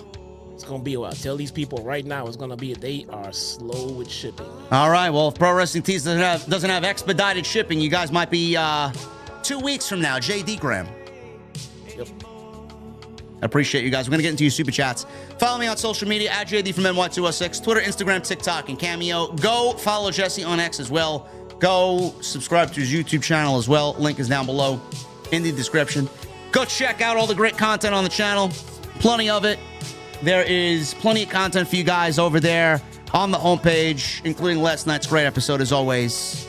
Jason has been such a welcome addition to TNT, man. Great fucking show last night. Go and check it out. Episode 75. Yep. And please hit that thumbs up, man. Let's try for 1,000 likes. And if you guys are watching still, have made it this far, leave me a comment down below. Let me know what you thought of AEW Dynamite tonight, as every comment helps us out in the YouTube algorithm. Michael Krause with a $2 super chat. JD and Jesse, OTS family, I hope everyone is doing well. Thank you, Michael. Likewise. JB, $160 in Australian super chat. What's up, JD and Jesse? Let's fucking go and get that hologram mask on, brother. I'm hoping my 150 bomb is 15 minutes of you in the hologram mask. OTS for life. JB, you aided in JD Graham for an entire stream, brother. Not only 15 minutes, the entire stream. Thank you very much, man. 10 May, $7.99. I don't really care for the Continental Classic. The championship is worthless. You know what, 10 May? You're not the only one that feels that way. David Thiering, $10 super chat. Oh my goodness, apologies for my absence on these live streams, everyone. Had a lot of things happen I need to take care of. Nothing bad. David, I appreciate you being here, and we wish you nothing but the best, brother. And I'm glad that it's nothing bad. Probably just busy with work, hopefully. And I'm glad you're back in the venue, man. You are a VIP for life, man. Ian Thunder with a $100 super chat. You got to wear the hologram mask. Merry Christmas, JD and Jesse. Ian Thunder, thank you, brother, as always. That mask, it's going to be ordered tonight, man. As soon as I end the stream, first thing I'm doing is ordering the mask. Okay. I found the Beast Mortos mask for sale. Did you? Yeah. How much is it? It's going to be taking a lot of super chats for me to get this mask, man. I didn't think they... 200. Oh, wow, that's ridiculous. 200, bro. That's ridiculous. Oh, wait. No. Wait, take that back. This one is autographed. Relax. That one is So then autographed. they don't sell them then. Let me see. Probably not. I found that one is autographed. I don't need an autographed fucking Beast Mortos. Yeah, okay. Yeah, so far they don't sell it. He really is a lawyer? I don't know, is he? You keep mentioning lawyer. Frank the attorney. This is what I'm hearing, bro. Like, that's who it is? Frank the attorney, yeah. This is a gag, I guess, a rumor, a fucking meme in the community. I don't know who Frank the attorney is, like Frank the clown. Bozo the clown. Let me research that, man. Frank Rizzo from Jerky Boys. Get the fuck out. David Thiering with a $200 bomb. He says, continuing from my $10 super chat, haven't been able to be live here at the OTS venue as much as I want to lately. So I thought, what is my best way to return? I think a good bomb party is a great way to start. 200 incoming. OTS and Taco Crew for life, says David Thiering. Brother, this guy's a fucking monster, man. And he follows up with another 10. Jesse, hope you and your family have and continue to recover from pneumonia. Had pneumonia growing up. It's no joke. Especially sucks when someone gets sick around the holidays. Thanks. My wife is out there still coughing up a lung right now. She's been to the doctor like 3 times already. They keep saying it just got to run its course. Yeah. So, it sucks, man. She's like coughing up to the point of nausea. Like, it's nasty, man. It's just fucked up. She's been sick for like a month at this point. David Thiering also says with a $10 super chat, JD and Jesse, question for you both. I apologize if I missed something. Are you both and kicking it with Raw still planning to do another collaboration in the near future? We haven't planned anything right now, but we definitely will, though. Yeah, we definitely will. Yeah, well, it's something that I definitely want to do in 2025 a little bit more. I know I'm public enemy number 1 in this fucking space, and probably everybody for the fucking channel. If Raw still wants to work with us. No, he's fine. I'm just saying that, you know, me and my very outwardly and honest opinions don't really resonate with a lot of people, man. A lot of people like to toe the line, and they like to stay away from that because they don't want any heat. But me, you guys know me in a closed environment discussing pro wrestling. You guys see it on Tuesday with one of the best, with Jason. So I don't know why anybody wouldn't want me in that realm, but I do want to work with a little bit more people. I'm open to working with a little bit more than I have been this year. I want to work with some creators next year. So I don't know what that is or what that consists of, but if you guys have people that you want me to work with, they got to be exactly my type of people, man. I can't work with these fucking fake ass, you know, shills and disingenuous people, man. What happened to that one guy that we talked about? Who? The last guy that you were supposed to be working with. I never heard back from him. Still haven't heard back from him? Nothing. Oh, wow. He's a busy guy. Wait, did you reach out to him? I did not. I'm not going to. Okay, well, There you go. That'll get it done. Good job, man. Brandon Watson with a $1.99. Do you have a favorite Christmas movie? Yeah, Home Alone.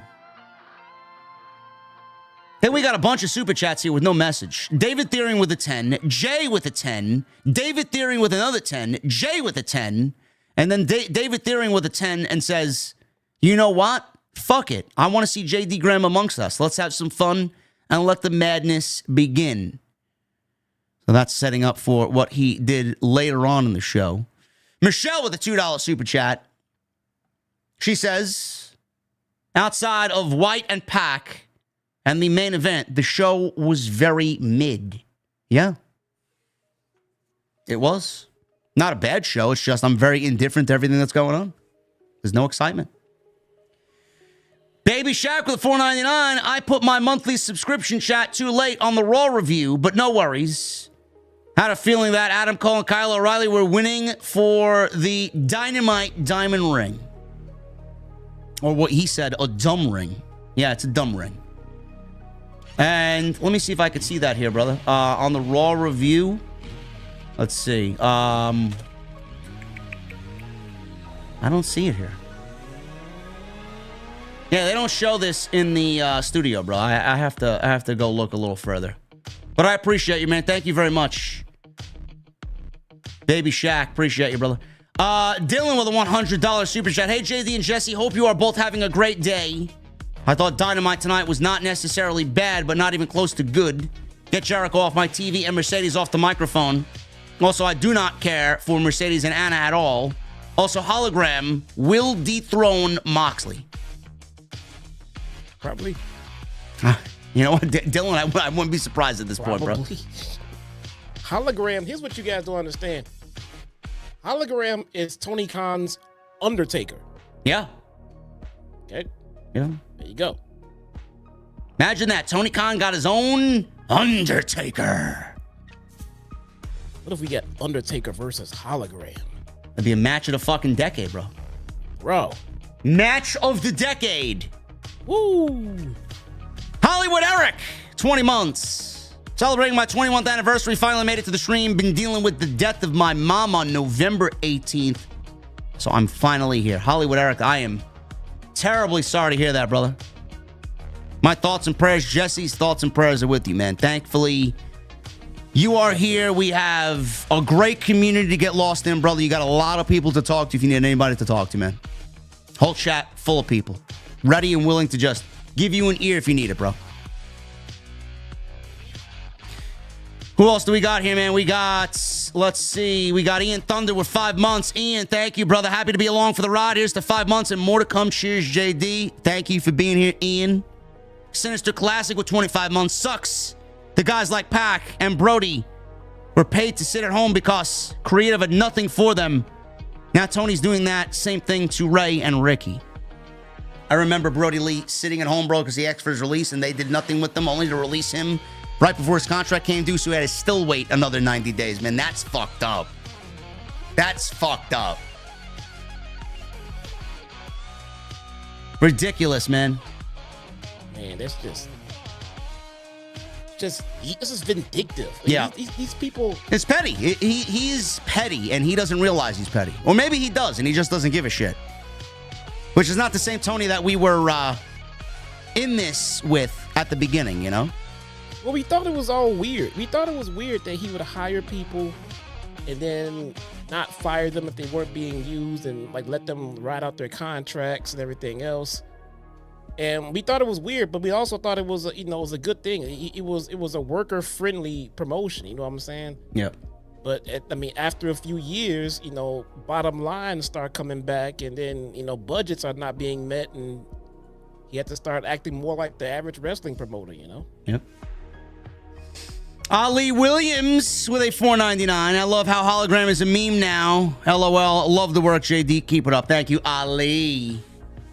Man of 1,005 holds with 37 months. JD Graham will take down John Moxley. Happy to be a part of this community. Glad you have gotten this far and can't wait to see Jesse reach your tier. OTS for life. Thank you.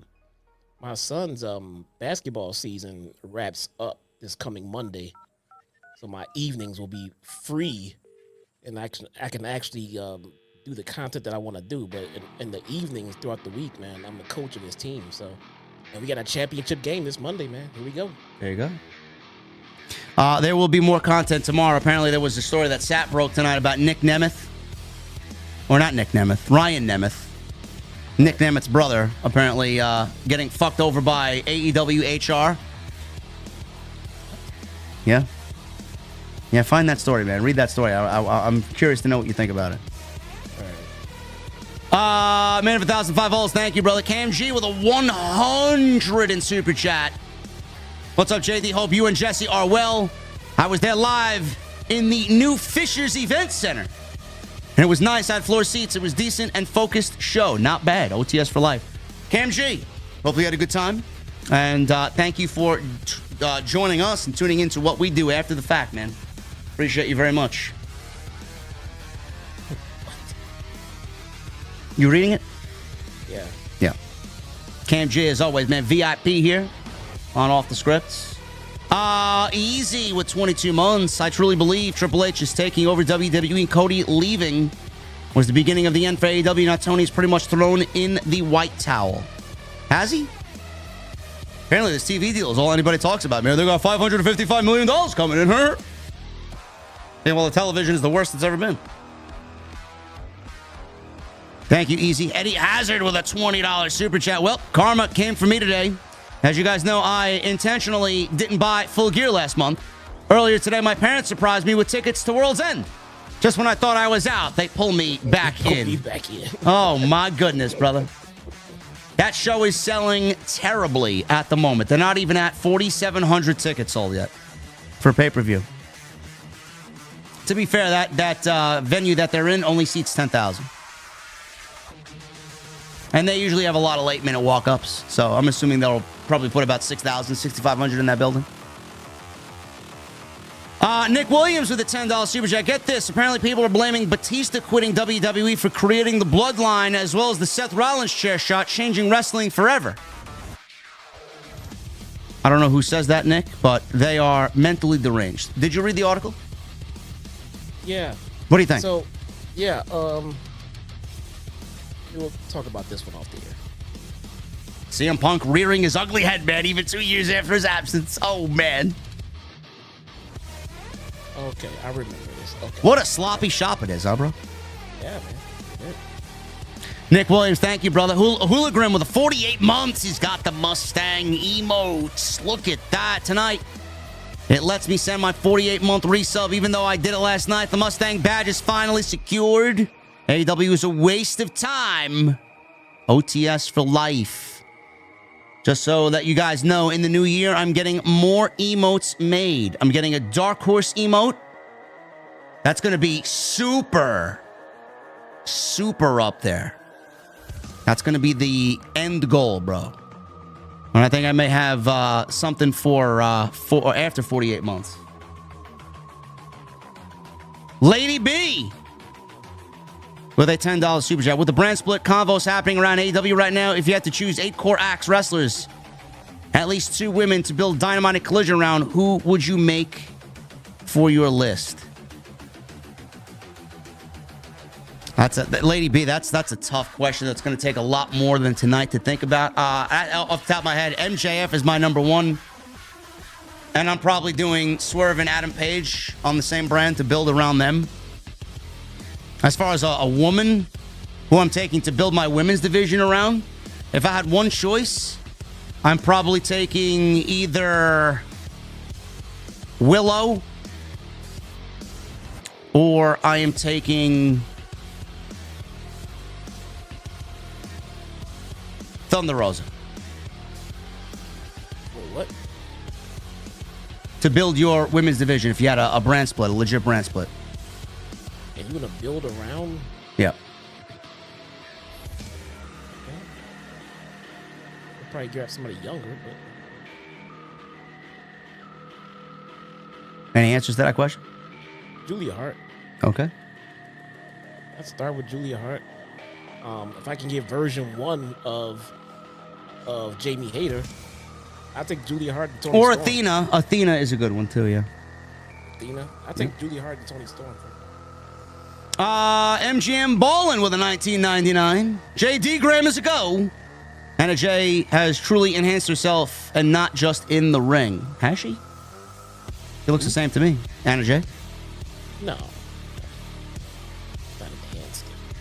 Nick Williams with a $5 super chat. Dynamite is so boring that I have it on my laptop as background noise while I play Tales of Symphonia. Because as old as it is, it's a better story.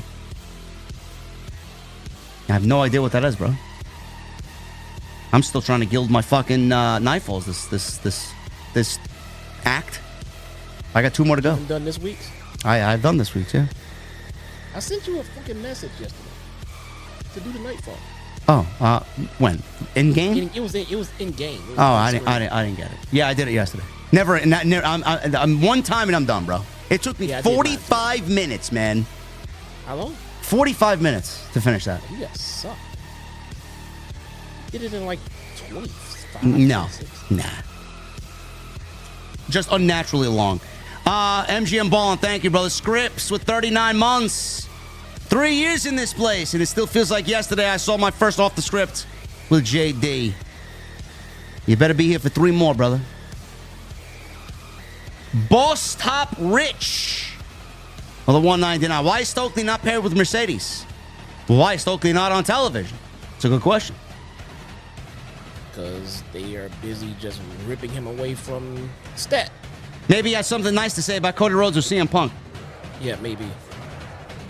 Maybe they found incriminating texts to CM Punk, and they didn't want that.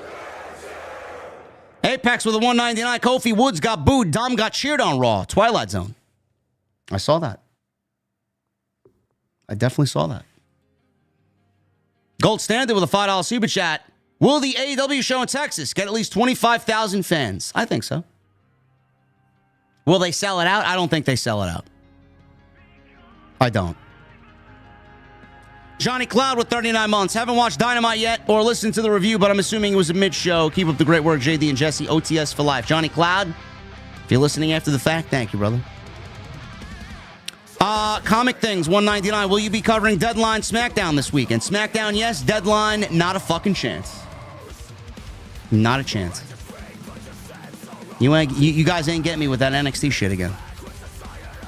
Mr. Team Bringer with a 999. MJF has proven he can keep up with the likes of Punk and Danielson. He's main evented multiple million-dollar gates and was carrying the company for a while. Dominic just isn't at that level yet. Perfectly said. Perfectly said, brother. CLR Beatbox with a $5 super chat. Tony Khan must have had a foot fetish the way he has Beast Mortos on the show. Well, he loves his luchas, bro. His rental luchas. Major with a 199. Dijak would have been a perfect heel for LA Knights. He would have. Too bad they didn't renew his contract. I don't get it. Like LA Knight lost a little bit of his fan heat. I mean, maybe because they haven't been doing anything. Well, they don't have Salamas said it best. They don't have a Joker to his Batman. You know. Well, where's his buddy? Where's Logan Paul? Logan. He's home with his wife, who just gave birth. Oh, congrats. Dovey with a $200 super chat. I want to see this hologram mask. Let's go, OTS family, towards this goal. OTS for life. Dovey, thank you very much. And David Thiering with a $400 super chat. Oh, my goodness. Same David Thiering as before. JD and Jesse, OTS family, second account. Let's make JD Grimm a reality as soon as you can. Make it happen. Eat your hearts out, AEW sickos. OTS and Taco Crew for life. Oh, my goodness. With the biggest bomb of the night, David Thiering and Dovey come in clutch to put us over the top, man. You guys are great. Love you guys, love you guys, love you guys, man. Captain Solo at 41 months. Hologram is AEW's Sin Cara. OTS for life. Not really what we're looking for nowadays, bro. Eclipse 676 with a 999. Collision Corner is glorious. Please continue and bring your shoes and glasses as you have them. OTS for life. There you go. I'm glad you guys enjoy Collision Corner. It wasn't even my idea. It's gonna evolve, guys. It's gonna evolve. We have plans. Sinister with a 199. You guys are delusional. Dominic is better than MJF. Thank you for your 199, Sinister. Thank you for that, bro. Apex with the 199. So Tony made Ziggler's bro do a promo on Punk. Why? Because Tony's petty. And then you wonder why CM Punk quit on AEW. Quits all the fucking time. Quit. No, he's not. Quit WWE, didn't he? He did. He had a good reason. course. Never Punk's fault. Jeff H with a $5 super chat. No message. Thank you, Jeff H. Marvin with a $14.99. Hey, JD and Jesse, hope you're both well. Must admit, it is really weird that we haven't seen an AEW belt for a while. I wonder what the payoff is for this story. OTS for life. Whatever it is, Marvin, Jesse and I couldn't give a single iota of a shit. It better be a new belt. It better be a reason why we're using our briefcase as the AEW championship. Which has to be bad marketing somehow. It is bad marketing. It's terrible.